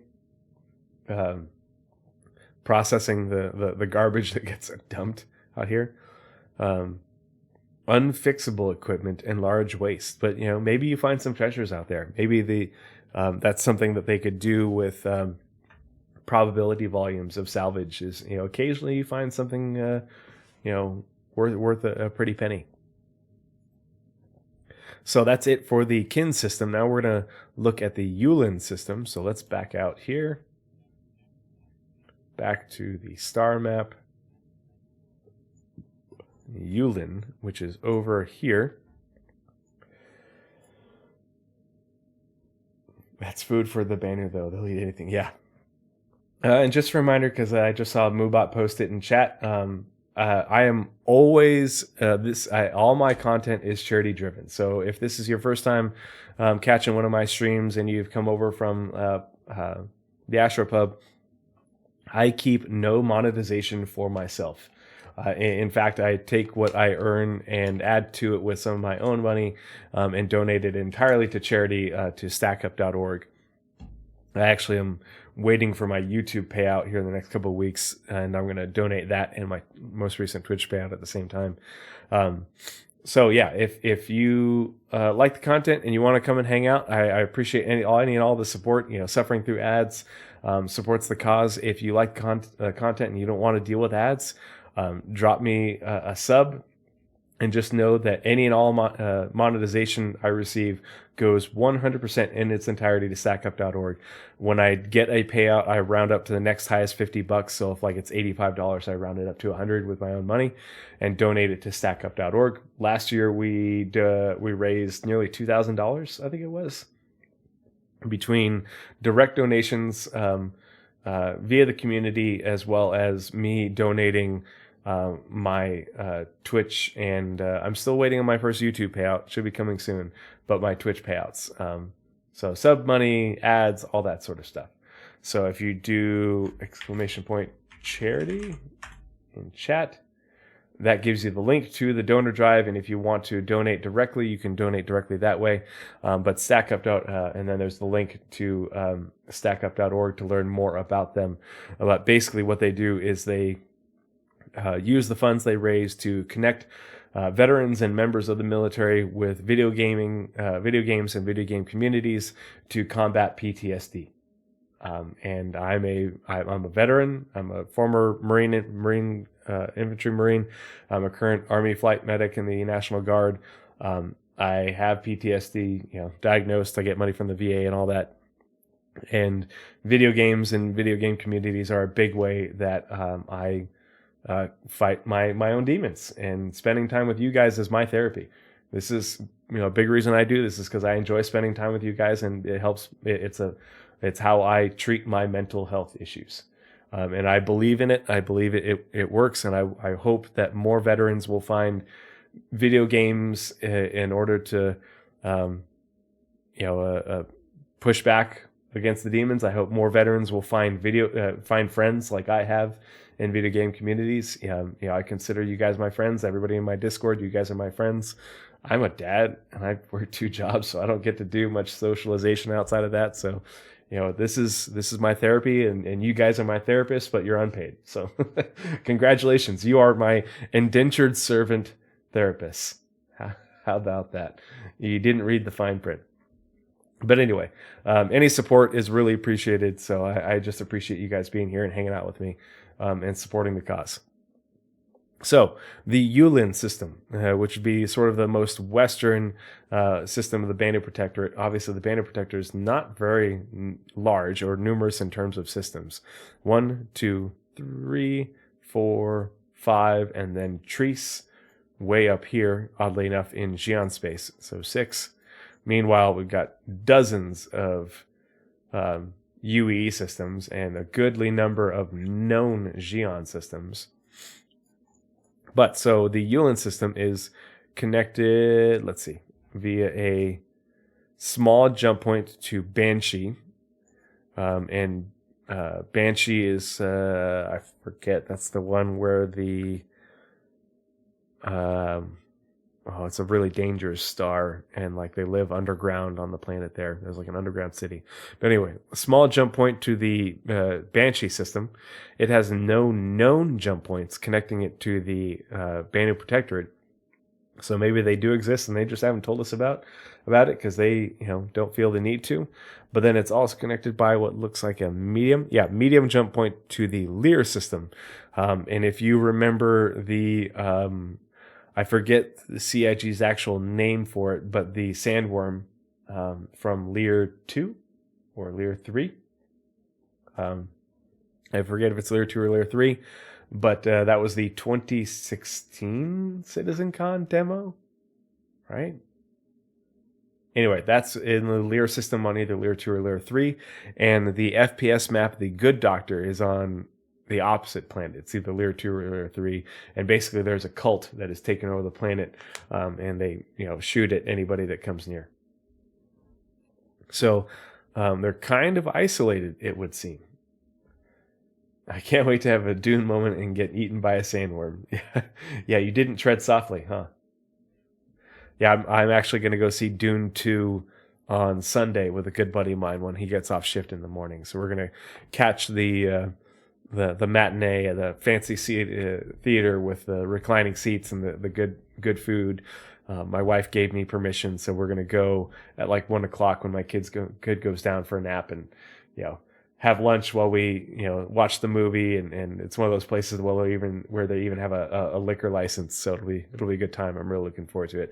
I haven't watched a movie in theater in years. That's how bad it is. Going to see it in IMAX on Saturday. Oh, awesome. Very cool. Yeah, and I'm just going to tell everybody in chat, leave the popcorn bucket alone. All right? I don't want to see you in the ER with abrasions and wound care on your junk because you couldn't leave the popcorn bucket alone, and you had to satisfy your curiosity and your cravings. And don't do it. Yeah, Dune 2, everybody, I know a few people that have seen it, and everybody says it's amazing, that they did a really good job following on the first. Or is it even Dune 2? Are we calling it Dune 2? It's Dune Part 2. It's not the popcorn. Just Google Dune popcorn bucket. You'll see what I mean. Yeah, I get it now. The other thing is the Dune game being made by Funcom looks super cool. I'm going to play the shit out of it. I can't wait for that game. I'm very excited for it. Okay, so Yulin system. Let's take a look. It is 30 AU as of the most recent star map update, whenever that was. So as best we know, it is 30 AU. It's a decently sized system. This is like the bottom edge of what I classify as medium sized star systems. So let's get inside, and then we'll take a look at the articles. So there's actually a goodly number of things going on in here.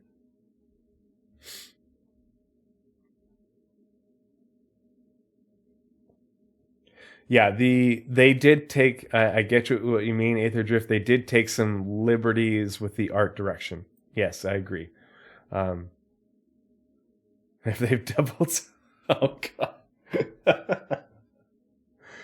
Oh, nice, salty dog, nice. Oh dear. Yeah. Oh boy. Okay, let's read about the Yulin system. Work hard, but play harder. The Yulin system is a planetary system in the Banner Protectorate that consists of a G-type main sequence star, an iron planet, 3 terrestrial planets, an ice giant, a gas giant, and an asteroid cluster. A center of entertainment. It is home to the famed Buloy Sadabal Arena. Oh yes, because the Banu love Sadabal. The ammonia-atmosphered resort planet Yulin 3, and the Yulin Flotilla, a hub of gambling and gaming. Hey, Victor with the raid. Thanks for coming. Thanks for the raid, buddy. Good to see you. Hope you had a good stream. I really appreciate the support. Thanks for coming and hanging out. Earlier, we got raided by the Astropub. So we got a lot of people coming and hanging out from his stream. 07's, buddy. Good to see you as always. Were you doing more art? Were you painting more of the javelin?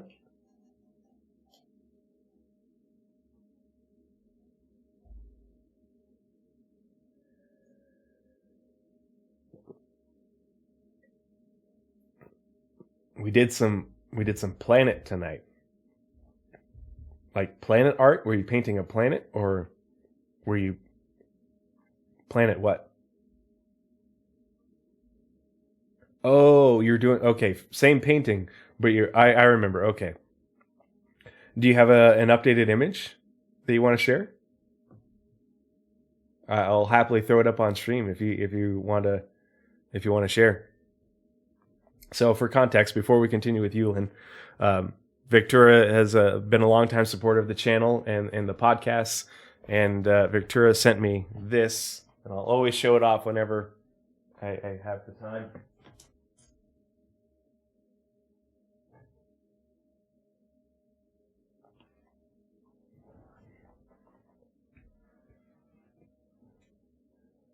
But Victoria painted the concierge symbol for me. And so when I was talking earlier about the things that are going to go in that 81 millimeter mortar ammo crate that I'm going to turn into like a shadow box that'll be behind me. This is a green screen right here. And so that's where that will go on that wall. Because I don't want to always use the green screen. I'd rather have something cool behind me. And so this is going to go up there. I've got the Connie Andromeda die-cast model that they sold years ago. I've got the bobblehead, and there was one other. Oh, and the actually, here, I'll grab it really quick. I know where it is.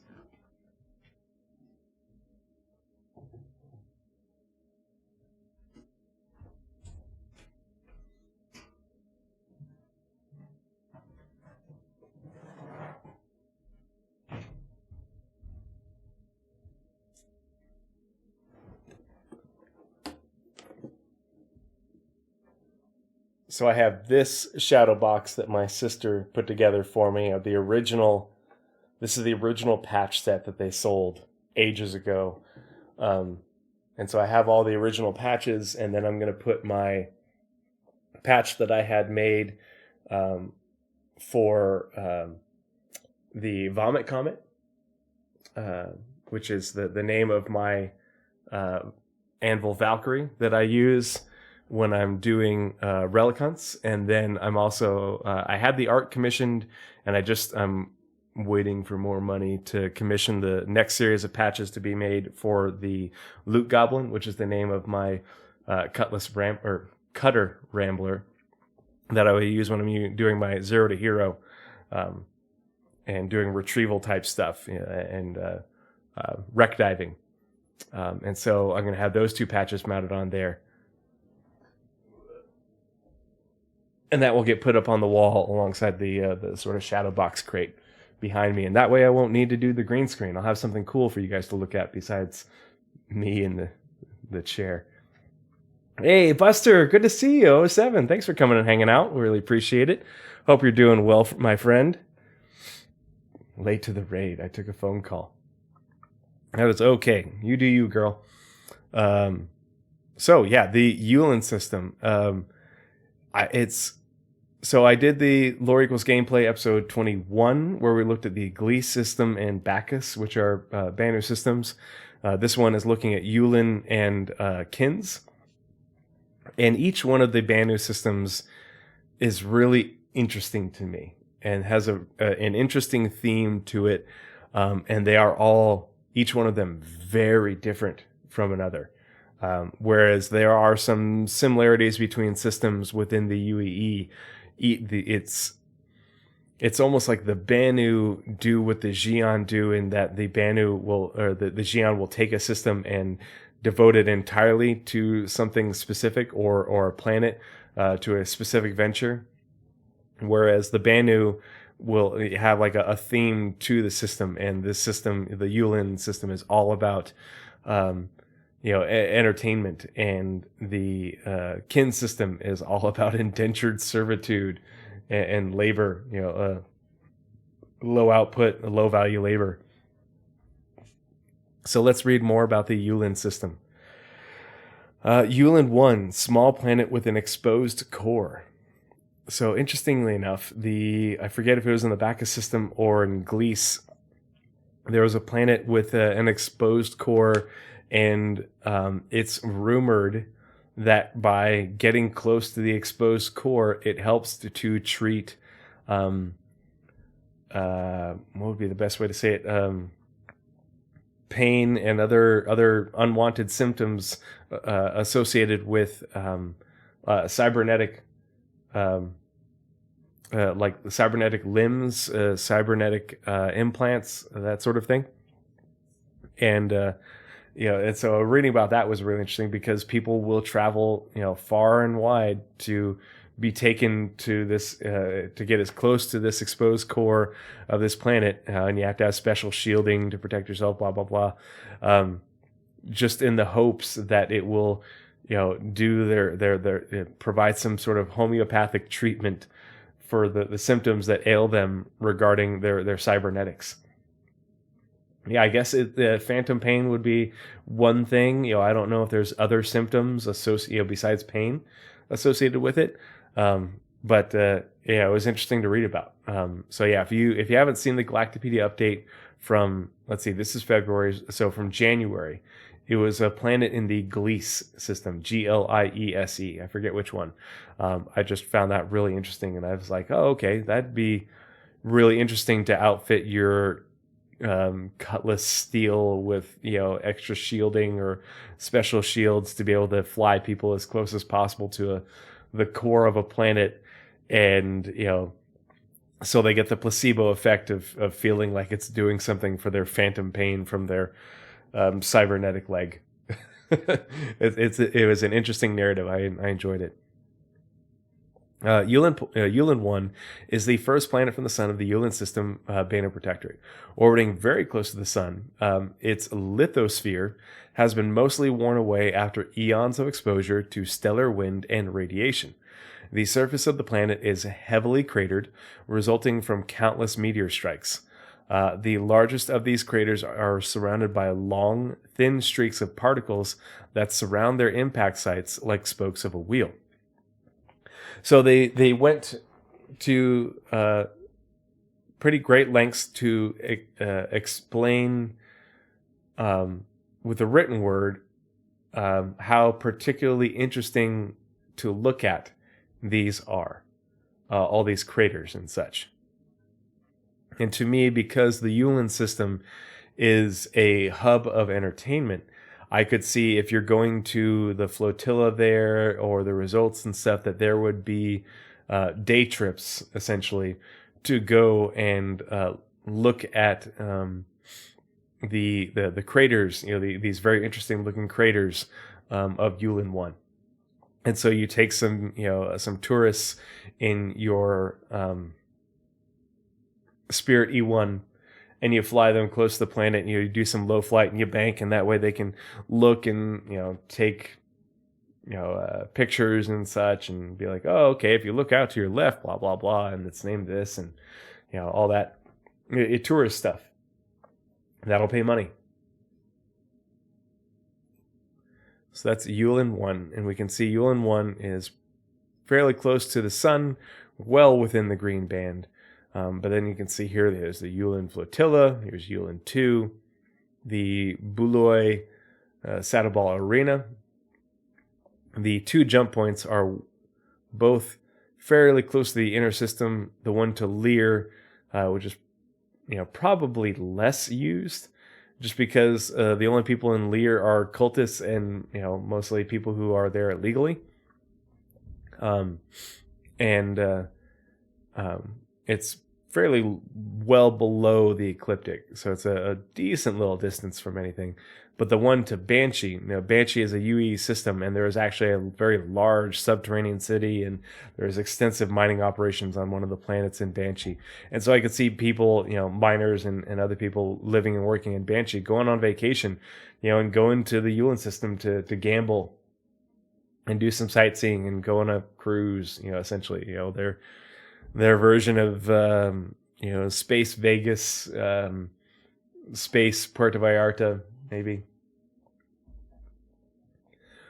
Okay, so let's keep reading. That was Yulin 1. Yulin Flotilla. Indulge in various vices. Cue the soundbite from the Astropub stream, drugs. The Yulin Flotilla is a gathering of semi-permanent ships. And so within Banu space, there are multiples of these flotillas, basically where Banu ships come together and they basically all dock together to create this impromptu space station. And some of them are permanent fixtures and they're not going anywhere, and some others, come and go over time. But basically, it's this, just a bunch of ships networked together. It'll be really interesting to see how CIG executes these flotillas, because there are multiples of them, and each one sort of serves a different purpose. And what ships CIG develops and what tech, most likely procedural, will they utilize in order to give these flotillas that are kind of like space stations a Banu aesthetic that makes them look like a bunch of network ships, but they're all stuck together in almost like a space station. Because I think it's probably a pretty foregone conclusion that we're not just going to have the only Banu ships we have. The Defender, the Merchantman. Obviously we don't have the Merchantman. RIP. That there will be others, and they'll be utilized, and or their construction styles will be utilized in this sort of thing. And so I'm very curious to see how CIG goes about executing it. Obviously, it's something it's probably pretty far future for CIG, but it is a interesting challenge that we say that the narrative team doesn't like to paint the gameplay teams into a corner, but they do paint the environment teams into a corner, I think, at least in comparison with saying, oh, okay, hey, we want to have these environments, these locations, you guys go execute. And meanwhile, the gameplay teams are like, oh, okay, yeah, we can work with that, and we'll make it work, and it'll resemble what your initial vague description was. But you have all these exotic sci-fi locations in Star Citizen that the narrative team has come up with, and I bet you the different sandbox and locations and content teams that deal with locations and everything just within a star system are finally wrapping up Pyro and looking onto the next systems, and they're reading through the lore and they're like, what the fuck, guys? What did we do to you? So, the Yulin Flotilla is a gathering of semi-permanent ships and space stations. So I imagine that the ships are semi-permanent. They'll come and go and they'll dock for periods of time, but the space stations will end up being permanent. But what does a Banu space station look like? Located in the Yulin system, Banu Protectorate. Situated in one of the Lagrange points of Yulin 2, it is a nexus of commerce, entertainment, and vice.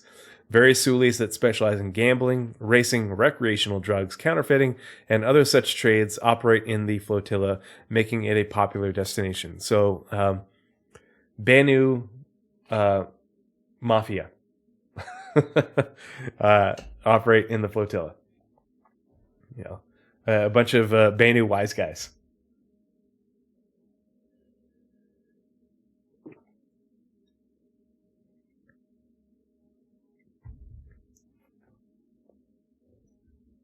Doc Platypus, first time chat. Hey, thanks for coming and hanging out, man. Really appreciate your support.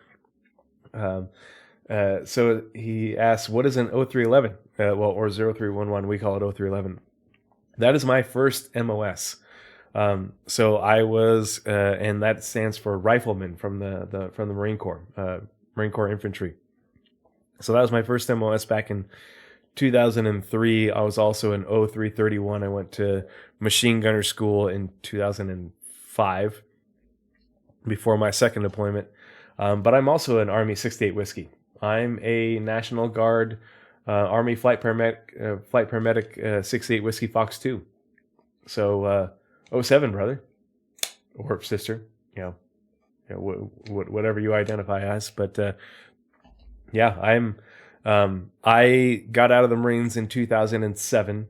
Had a 10-year break in service. I was a civilian flight paramedic in Northern California when I decided to join the National Guard and become a flight paramedic. And so I already had my paramedic, and I went to the 68 Whiskey transition course, got my whiskey, and went to the Fox 2, Fox 3 courses. And I've been a flight medic for the Guard for 7 years now.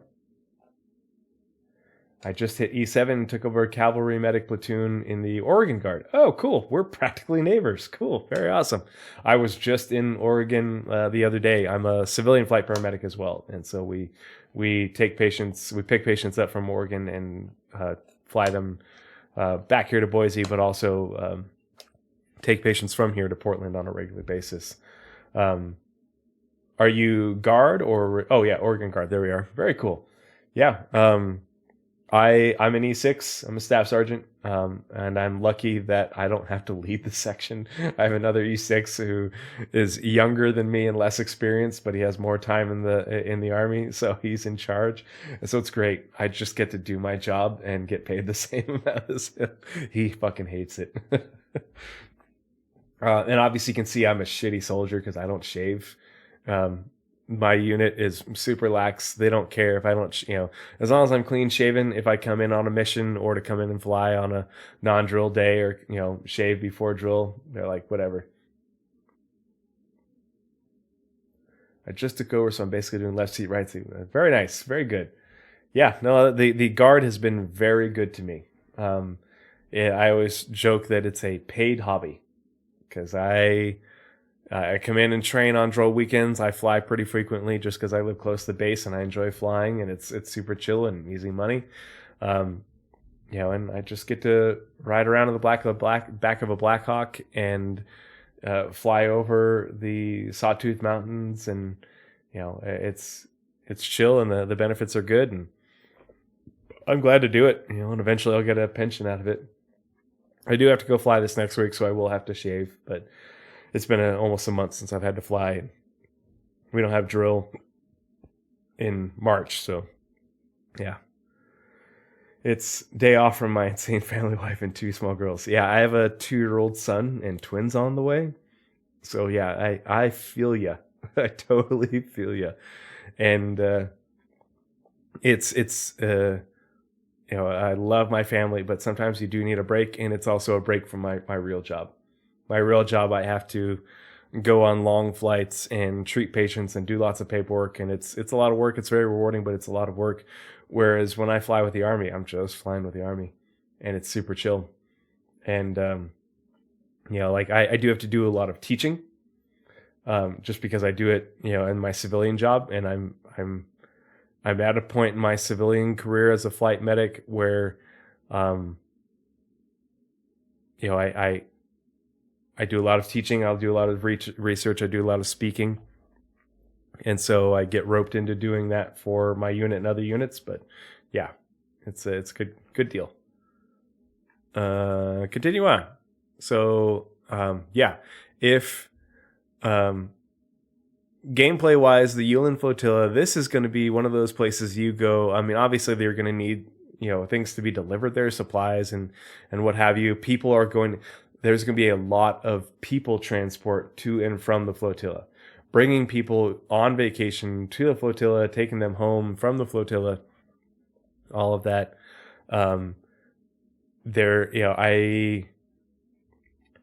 Because the Sulis engage in, selling the recreational drugs and all that, I wonder how much of it is smuggling, what's illicit and illegal versus what's legal or not. Yeah, some E1 work. No joke. Yeah. The E4 Mafia doing their thing. So maybe there's smuggling work to be done. Maybe some of it's, legal recreational drugs, and then some of it's illegal recreational drugs. Obviously there's racing here, so that's pretty, straight up the CIG saying that there will be races here. So there's a lot of opportunity for gambling entertainment. This is more of a destination for players to go just because it's cool, versus, I'm going to go here and there's going to be combat, there's going to be lucrative mining or salvaging or whatever. This is a place to go and see the sights and feel immersed in the verse that CIG is creating. Obviously there is some gameplay opportunity here, but it's not the typical stuff that people would think of, the things that would draw the average player. Oh, M Walker 300 nailing it on the head again. You're on a roll today. Taking the gambling losers to kins for their indentured servitude. Yeah, if you take, they should have put loan shark Sulis, because I guarantee you, if you take a loan from some Banu here and you lose, you get money from a loan shark, be like, I'm gonna come out ahead, and you lose, you're gonna get put into indentured servitude, and they're gonna take you to the kin system. M Walker 300, do you work for CIG? I swear, you have some sort of insider knowledge. I'm kidding, but no, that's a really great point, and entertaining. That's funny. Oh man, can you imagine being a player and like you do the little lore thing? You say, okay, you're playing the game, you place the bet, and you press skip for when they give you the wall of text saying, okay, here's the rules of the game, and then all of a sudden you lose big, and you're like, well, I guess I'll go back to mining and I'll come back, I'll pay my debt that way, and then somebody comes up and jabs you in the neck with a syringe, and you wake up, in indentured servitude in the kin system out in the asteroid belt, fishing through garbage for treasure. What an experience that would be. Oh man, if they don't do something like that, that's a missed opportunity. I like it.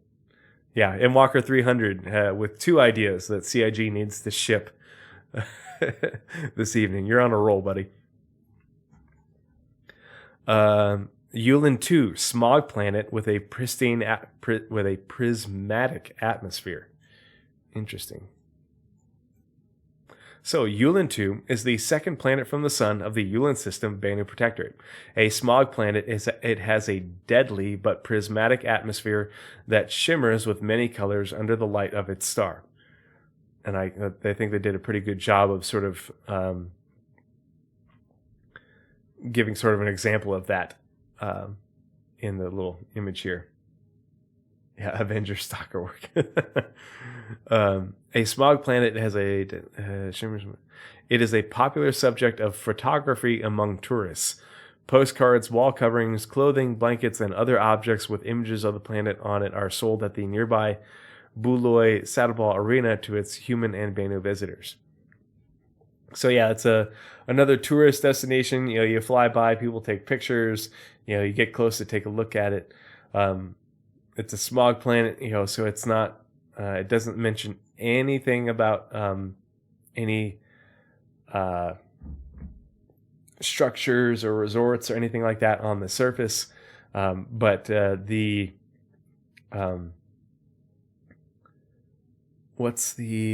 the artists called, the ones that make all the clothes and armor? They're going to go nuts with selling all the things, or making all the things that you can buy at the little tourist shops that have images of this planet on it. And these are things that you can buy in game and take back to your hab, put on the wall in your ship, mount on the wall in your hangar. You know, clothes you can wear that say, "Oh, okay, yeah, hey, I went to Yulin 2 and all I got was this T-shirt." You know, that sort of thing. It'll have a picture of the planet on it. You know, but this is a very good demonstration of something that I have talked about, and Nazareth and I have talked about on the Pathfinders podcast, of how CIG will likely monetize in the future, is that hiring devs who are fresh out of university to make props and usables for aesthetic decoration of everything players own in the game is a real low effort way that CIG can make a lot of money on things that people will buy for super cheap, for, you know, pennies on the dollar, little dollars here and there, in order to decorate their ships, their hangars, their habs, their outposts. You know, that's like, people talk about how much money Fortnite has made, and it's just guns and character skins. You know, that's nothing. You know, the amount of ownership that you have over things in Fortnite or Warzone is nothing compared to what CIG is developing, where you'll be able to have own real estate, build your own base. Okay, how am I going to decorate the hab at my base? How am I going to decorate my apartment in Microtech? How am I going to decorate my hangar? How am I going to decorate the interior of my Odyssey? Well, yeah, with all sorts of stuff. And you can either collect that stuff in game, you know, go to different places and earn it and do it through gameplay, or you can just buy it off the freaking website. You're like, oh, that looks really cool. I have to have that. That'll go great. You know, go great at my outpost in, you know, on Lear 3. I gotta have it. Oh, it's only $1.50. Spend. That's how you make a lot of money in games these days. Microtransactions for cosmetics. And no other game will have the opportunity for cosmetic customization like Star Citizen. Especially when you think about how things that you could buy, especially for gear, could carry over back and forth between Arena Commander and the FPS and flight modules and the MMO.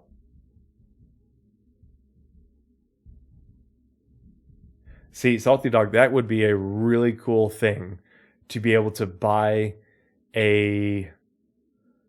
I mean, like, I have one for my parents. It's, you know, allows me, I can just upload pictures onto it over the internet. You know, I take pictures of my kid, be like, hey, look at the cute thing my kid did today.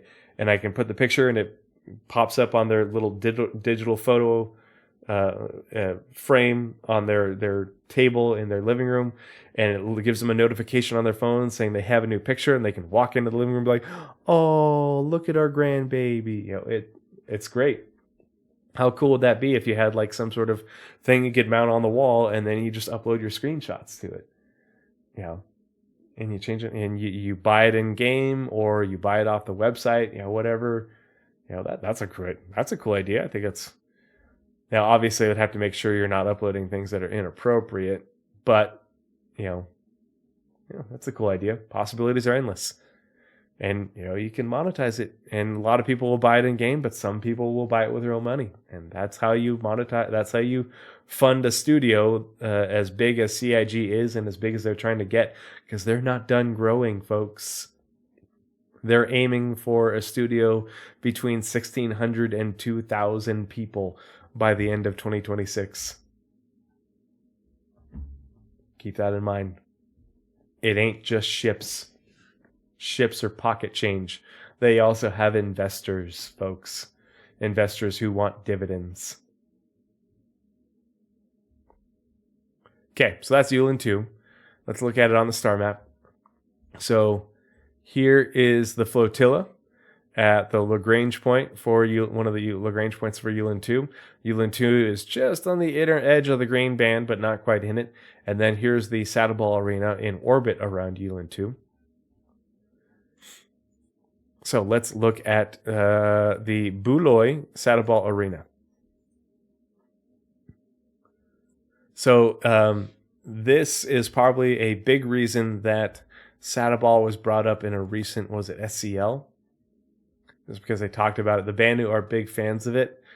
They say that there are no plans to make Saddle Ball. I just don't know how they can not do it at this point when there are going to be arenas, or there are plans for arenas that you can go to. I don't know how they. I think it's going to have to happen, but it's not something that's going to need to happen anytime soon. The Buloy Saddle Ball Arena is a space station and Saddle Ball Stadium located in the Yulin System Banu Protectorate. Founded by the Buloy Saddle Ball Suli, an entire Suli devoted to Saddle Ball. It hosts hundreds of games each year. A crystal clear hole on one side of the station shows spectacular vistas or views of Yulin 2's prismatic atmosphere during games, creating the illusion of an open air building in the depths of space. That's really cool. What a cool challenge for the locations team to create, not only to make the planet that, looks like that, has that prismatic atmosphere, but also to build a space station arena in orbit of it to give you a view of it while people are playing Saddle Ball. Aetherdrift says, how does their plan size compare to the average AAA studio? Honestly, I don't. AAA studios, a lot of times they are, you'll have developers with multiple studios underneath them. And so it's hard to say, what the actual average would be. But I mean, there's a lot of studios that are AAA that are much bigger than CIG, but there are others that are considered AAA that are smaller. Bethesda is much smaller than CIG at this point, and they're a AAA studio, technically. So that would be a Google search just to look at the biggest studios in video games.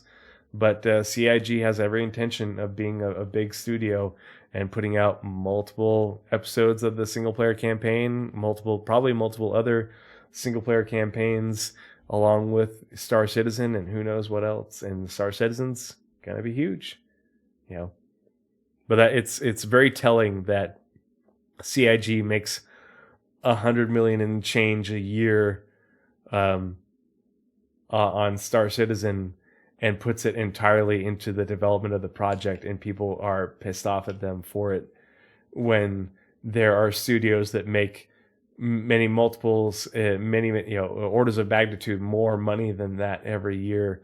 And yeah, their studios are larger, but not that much larger. And a humongous chunk of that change just goes back into the pockets of the investors and the people who own it and own stock. Not into game development, not into research and everything. Certainly not into retaining their employees and giving them some goddamn job security. But people want to give CIG shit. It's like, wow, yeah. Anyway, sorry, tangent.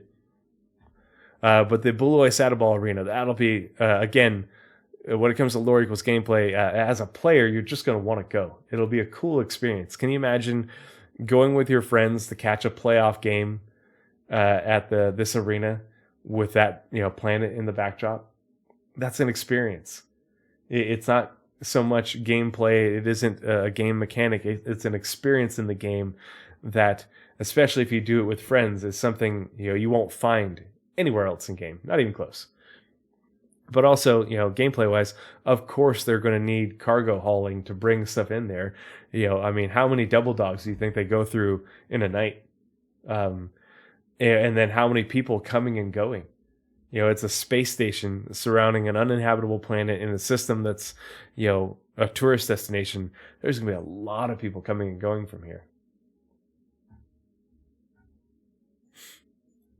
So let's read about Yulin 3, an exotic resort planet for Banu. Is it strictly Banu? Yulin 3 is the third planet from the sun of the Yulin system, Banu Protectorate, located on the outer edge of the habitable zone. It is cold but temperate enough to be habitable for Banu. I wonder what that means for humans. However, its ammonia oceans and high-pressure, methane-rich atmosphere make it inhospitable to those of other civilizations. Okay. So you're not going to be, it's a high-pressure atmosphere. You're not going to be walking around there in shorts and a t-shirt with a breather on. You're going to need to be in a protective suit from the high-pressure atmosphere, as well as something that with breathable air for you. It's cold as well. It depends, and not sure what cold means. It's temperate enough for the Banu, but what does that mean for humans?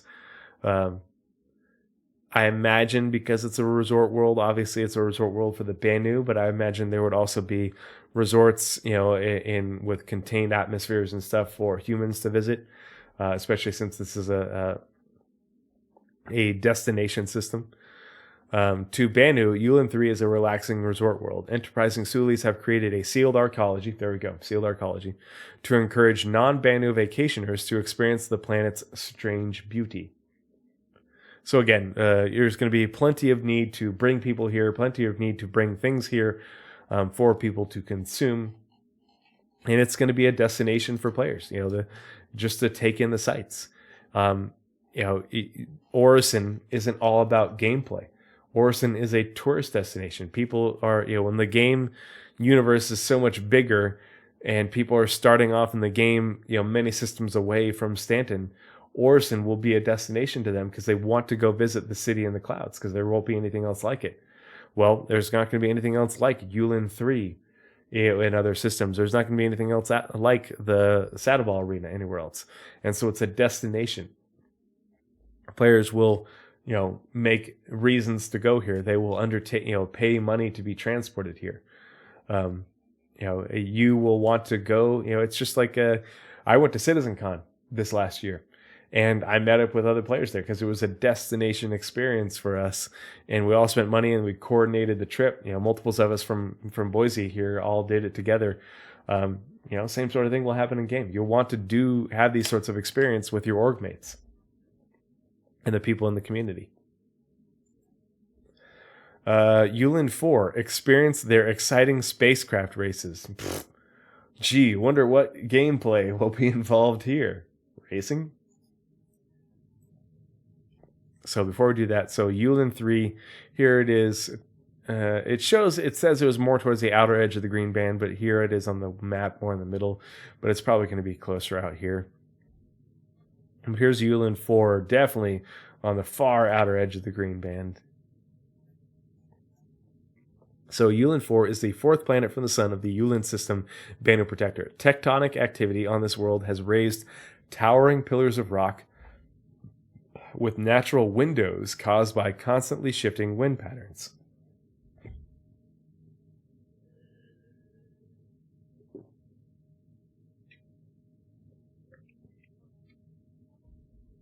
Do Arrakis next. So they've shown the technology that they've developed to be able to do this with rock formations within their planetary painting tools. They've already demonstrated it, and we're definitely going to see that involved in racing in other systems, but it's definitely going to be a thing here on Yulin 4. The Banu in the system utilize these natural formations as obstacles in starship races. I wonder if it's just starship. What will they be, hover or ground vehicles as well? Like, is there sufficient gravity? Geologists interested in observing these formations in person have been known to hire smuggling Sulis to get them to the planet's surface without catching the attention of any racing Sulis who believe that their presence will interfere with the races. Okay. So I did not see that coming. Geologists, so scientists, from whichever university in the Red Dwarf system will be like, hey, I want to go study these formations. Can you take me there? We can't be detected.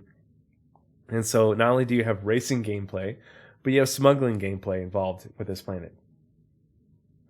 Do you think, Blizzard asks, do you think the UEN puts on the equivalent of USO shows?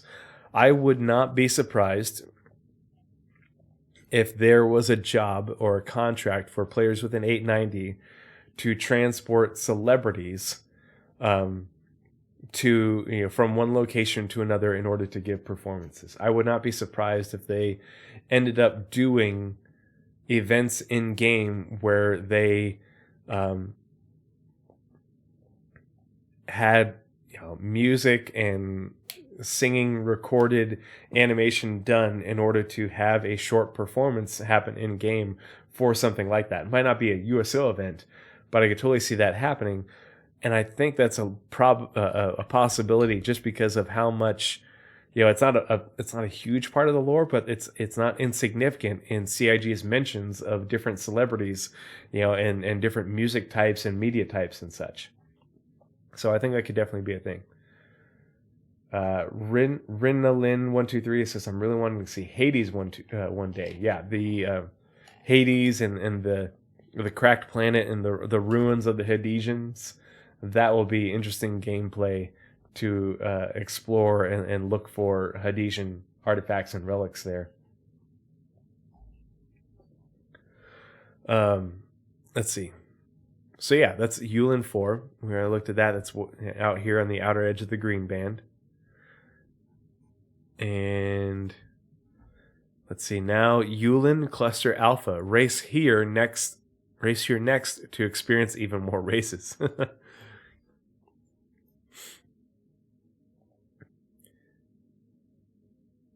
Yeah, Rinalin 123. We scientists have not been able to discover what technology it was developed that was able to destroy a planet.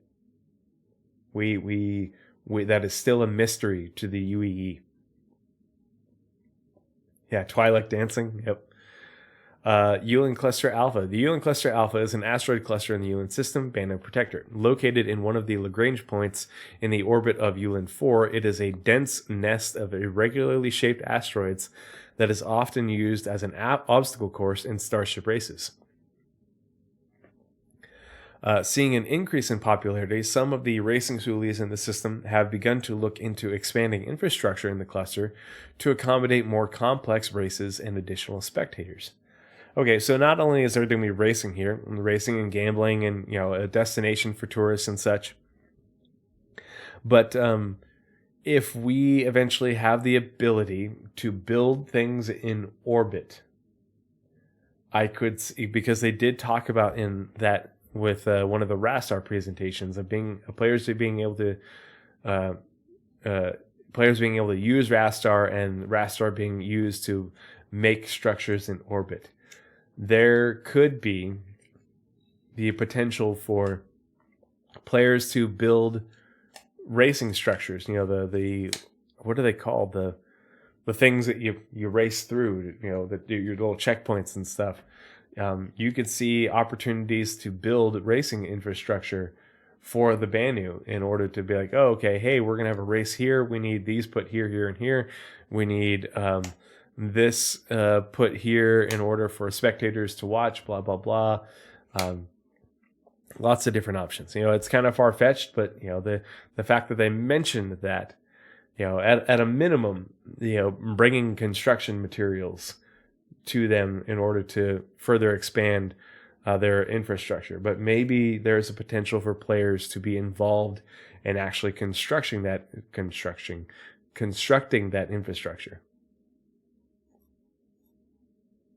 And here's the cluster basically in the Lagrange point. So I forget which one this is. I think it goes like 1, 2, 3, 4, and 5. You're leading, you're trailing, you're in between the sun and the planet, opposite the sun, opposite the planet from the sun, and then on the opposite side of the planet, same orbit, are your Lagrange points.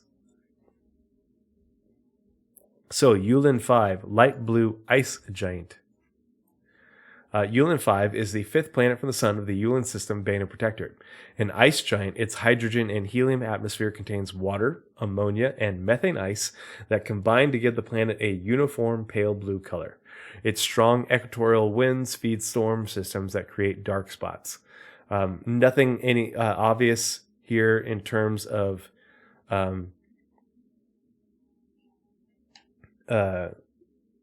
gameplay other than it's an ice giant, and we have heard mentions of ice mining, particularly water ice, but you might be able to mine ice from other elements for different uses. And so there's the potential for collecting the ice from this giant in order to refine it into things that you use, gases and such, water.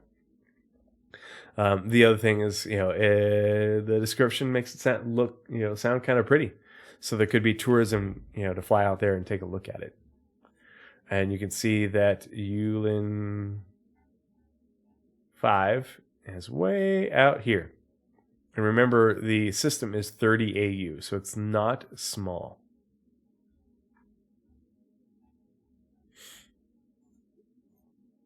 So let's read about Yulin 6, a good place to refuel. Super subtle CIG. 30 AU is like the low end of medium, actually. Here, I will get the link for you. 1 second. Rinolin, I'm about to blow your mind, buddy. Let's see. So, sheets. There we go.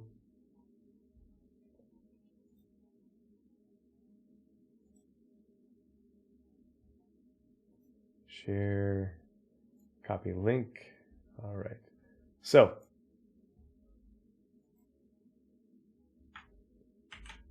here is a link to a spreadsheet that I made for a podcast segment I did for the Pathfinders podcast, just showing the differences in the system sizes from the star map and what was, at the time, what was shown on the SC Tools wiki.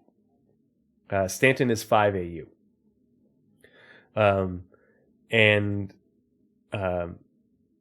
From the when I did that spreadsheet, the system sizes in the SC Tools wiki were from when the star map was originally published. They hadn't updated it. And that was one of the things that led me to go digging down the rabbit hole and to find out that there had been lots of changes to the star map over the years that hadn't been published. And there actually was a player who was tracking those changes. I'm not sure how they were doing it for a couple of years, but stopped in 2019. But there have been changes to system sizes. There have been changes to jump point sizes. There have been changes to new jump points have been added. Planets and other stellar bodies have been moved within star systems.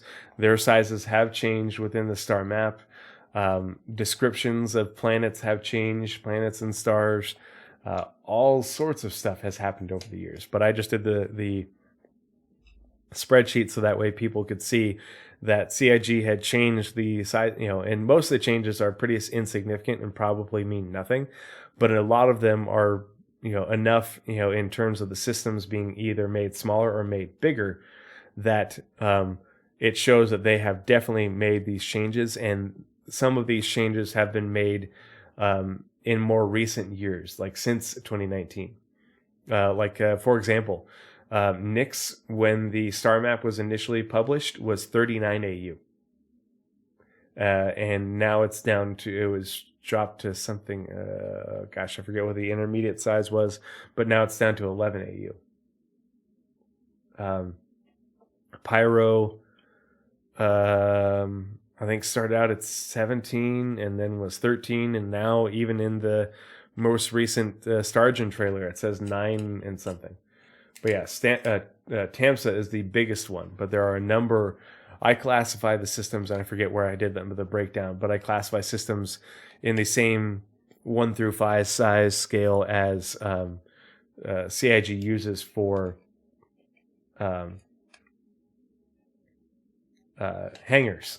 And Stanton is an extra small system by my sort of, headcanon, whereas Pyro would be a small, the low end of small.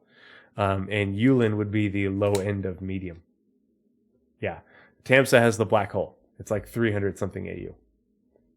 But yeah, last I checked, the spread, for Nyx, it was down to 11 AU. So, Yulin 6 is the 6th planet from the sun of the Yulin system, a gas giant. Its atmosphere is almost entirely composed of hydrogen, making it a popular hub for automated refineries and refueling stations. So very obvious there. You can go there to collect fuel with your fueling, with your Starfare or whatever else we end up getting. And you can transport it elsewhere. You can transport it directly to the refueling stations.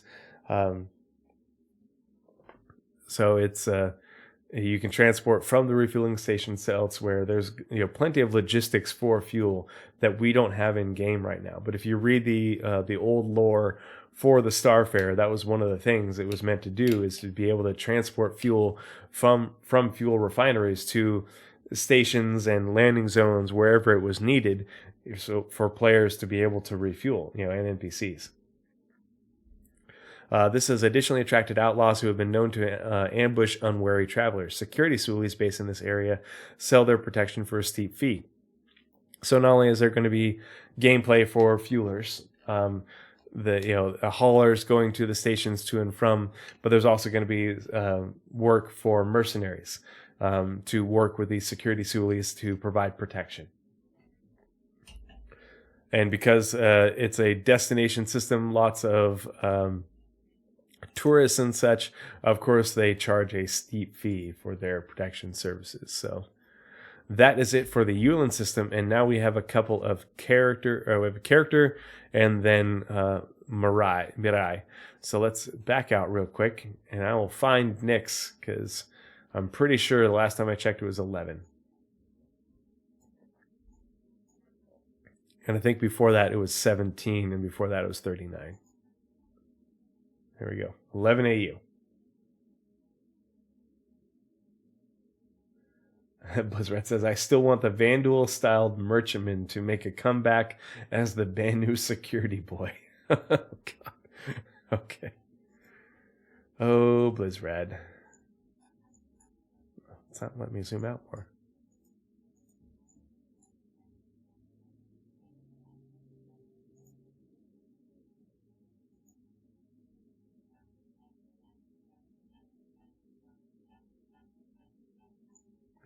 I think that's better.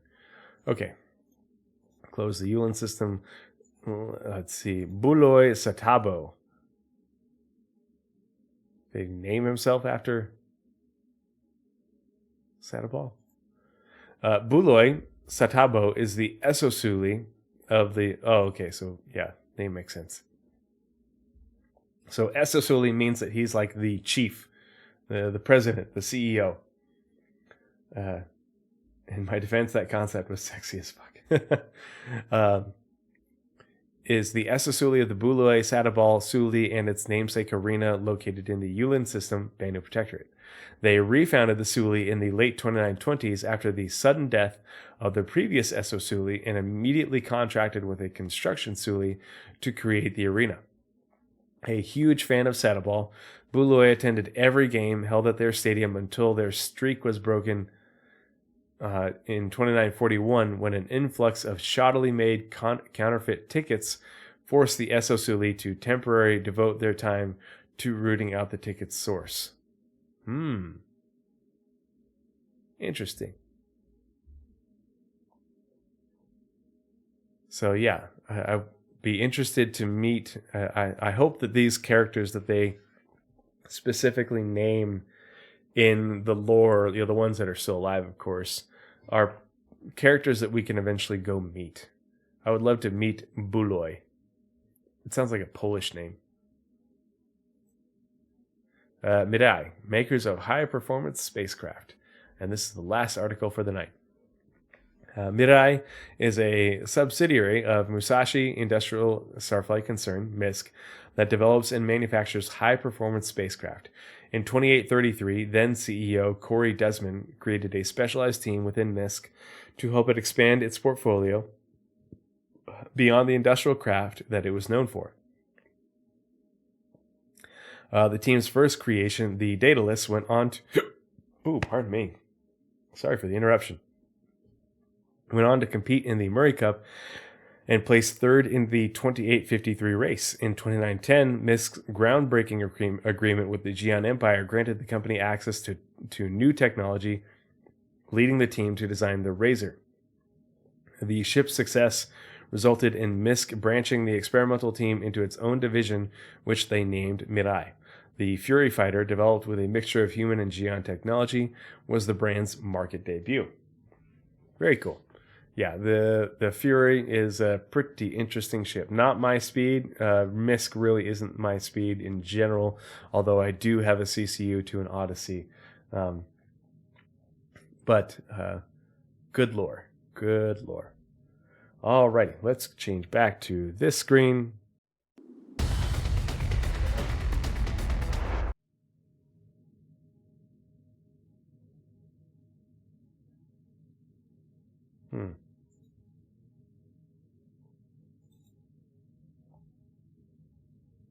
What is my mic picking up on? I thought I set the filter. Oh, that's weird. Huh. I set the filter to filter out the background noise of my fan, and it didn't save. I'm sorry, I didn't realize that was going through. I hope you guys couldn't hear it. Aether Drift says, any news on the next Pathfinders podcast? Monday. Yes, that is the plan for now.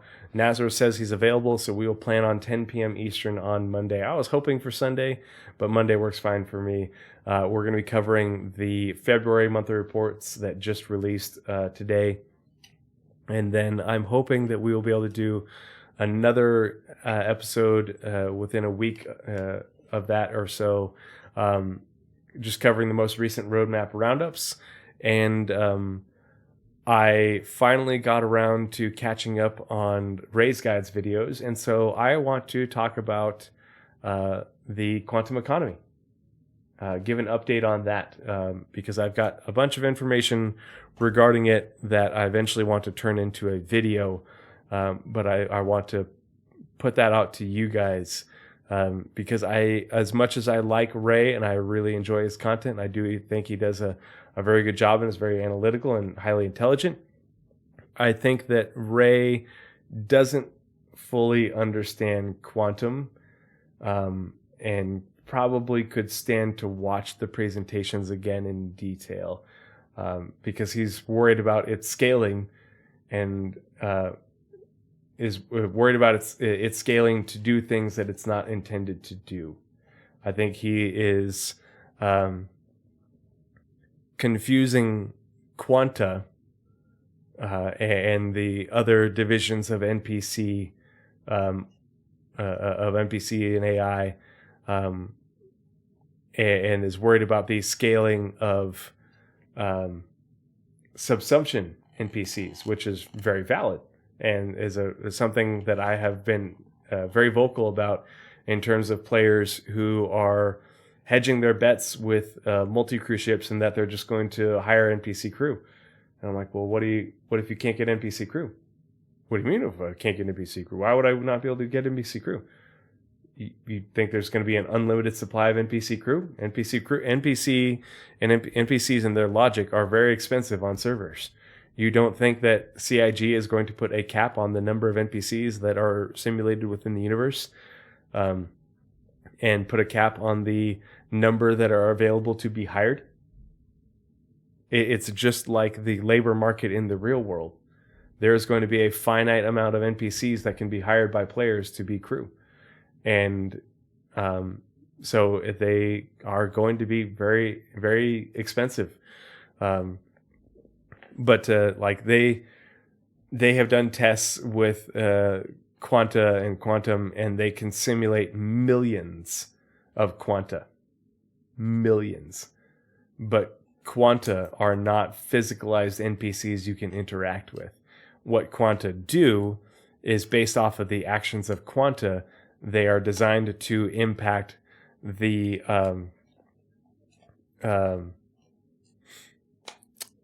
probability curves and probability zones, which will just influence your likelihood of running into a virtual NPC, which is an NPC that spawns and is just there based off of needs of gameplay, saying, oh, your chance of running into a hauler is this or something like that.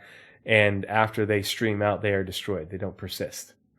That's why the quantum simulation is smart, because it doesn't have to scale up subsumption AI. It scales up Quanta, and virtual NPCs are spawned and despawned just like any other entity. Do virtual NPCs exist in all shards? That we don't know. I don't think that virtual NPCs will.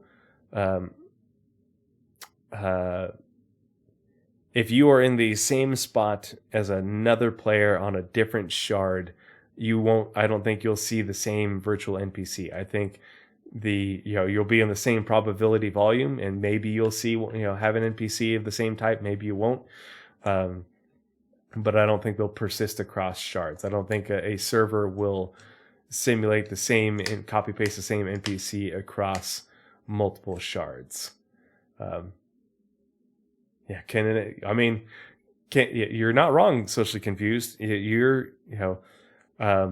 I fully expect indentured servants indentured NPCs from Banu markets to be among the NPCs that you can hire. But the overall market, the overall population of subsumption AI, because that's what they will be. An NPC crew is not a virtual NPC. They won't just disappear and die when they stream out and never be heard from again. They are subsumption AI who persist and have a life cycle, essentially, like Tony Z talked about. And there will be a limited number of those, because those are costly server resources. And CIG isn't going to say, oh, okay, well, we'll just take these AI NPCs that we had earmarked for people who are in the environments, in landing zones and space stations and at distribution centers and such, and on UE naval ships, and be like, oh, okay, well, we're just going to take from that number to allow players to hire more. Nope. It's going to be a finite amount. It'll probably be a goodly number, but it's part of the balancing of NPC and AI crew that there will be a finite amount, and you won't they won't be readily available everywhere and at a low price. They're going to be costly, and the ones that are good are going to be rare. It's just like the labor market in the real world. It's an exact copy, essentially. And so if you have ever been a manager or been in a managerial or leadership role within an organization and have had to deal with labor issues and labor shortages in labor and the right type of labor, congratulations. That's what you're going to have when it comes to wanting to hire NPC crew. So that's my soapbox, because that is something that, after exhaustive study of quantum and server meshing and everything in between, I've come to this conclusion, like NPC crew and even AI blades, it's the same thing. AI blades will be cheaper. AI blade logic is cheaper on the servers than NPC crew, but it still takes up server processing resources to run that logic, because it's not run locally. It's not run on your computer. It's run on the server.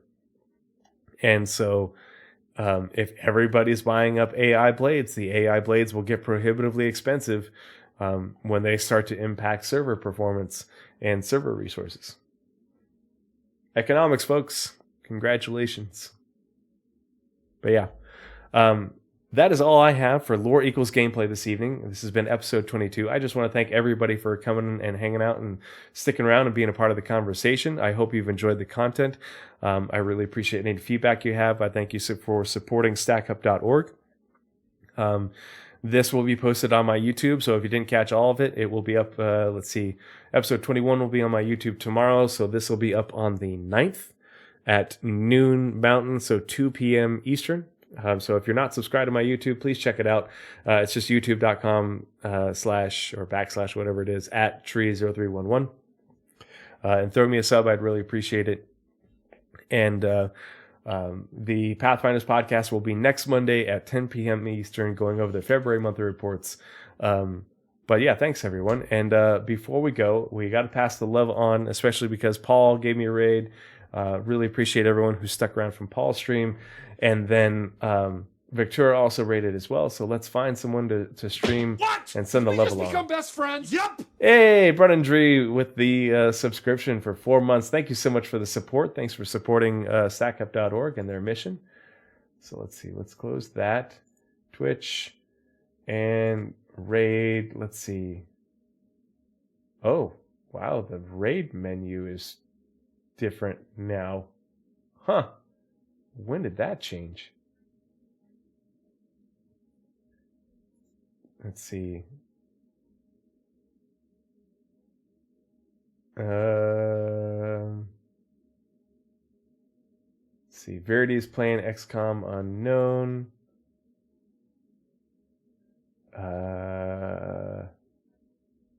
Stackup.org is playing Pacific Drive.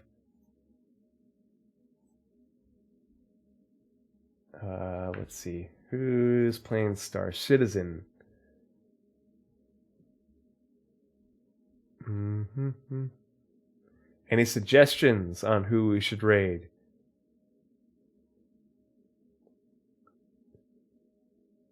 Anyone? Bueller? Because otherwise I'm going to pick. Let's see. I'm trying to find someone I know.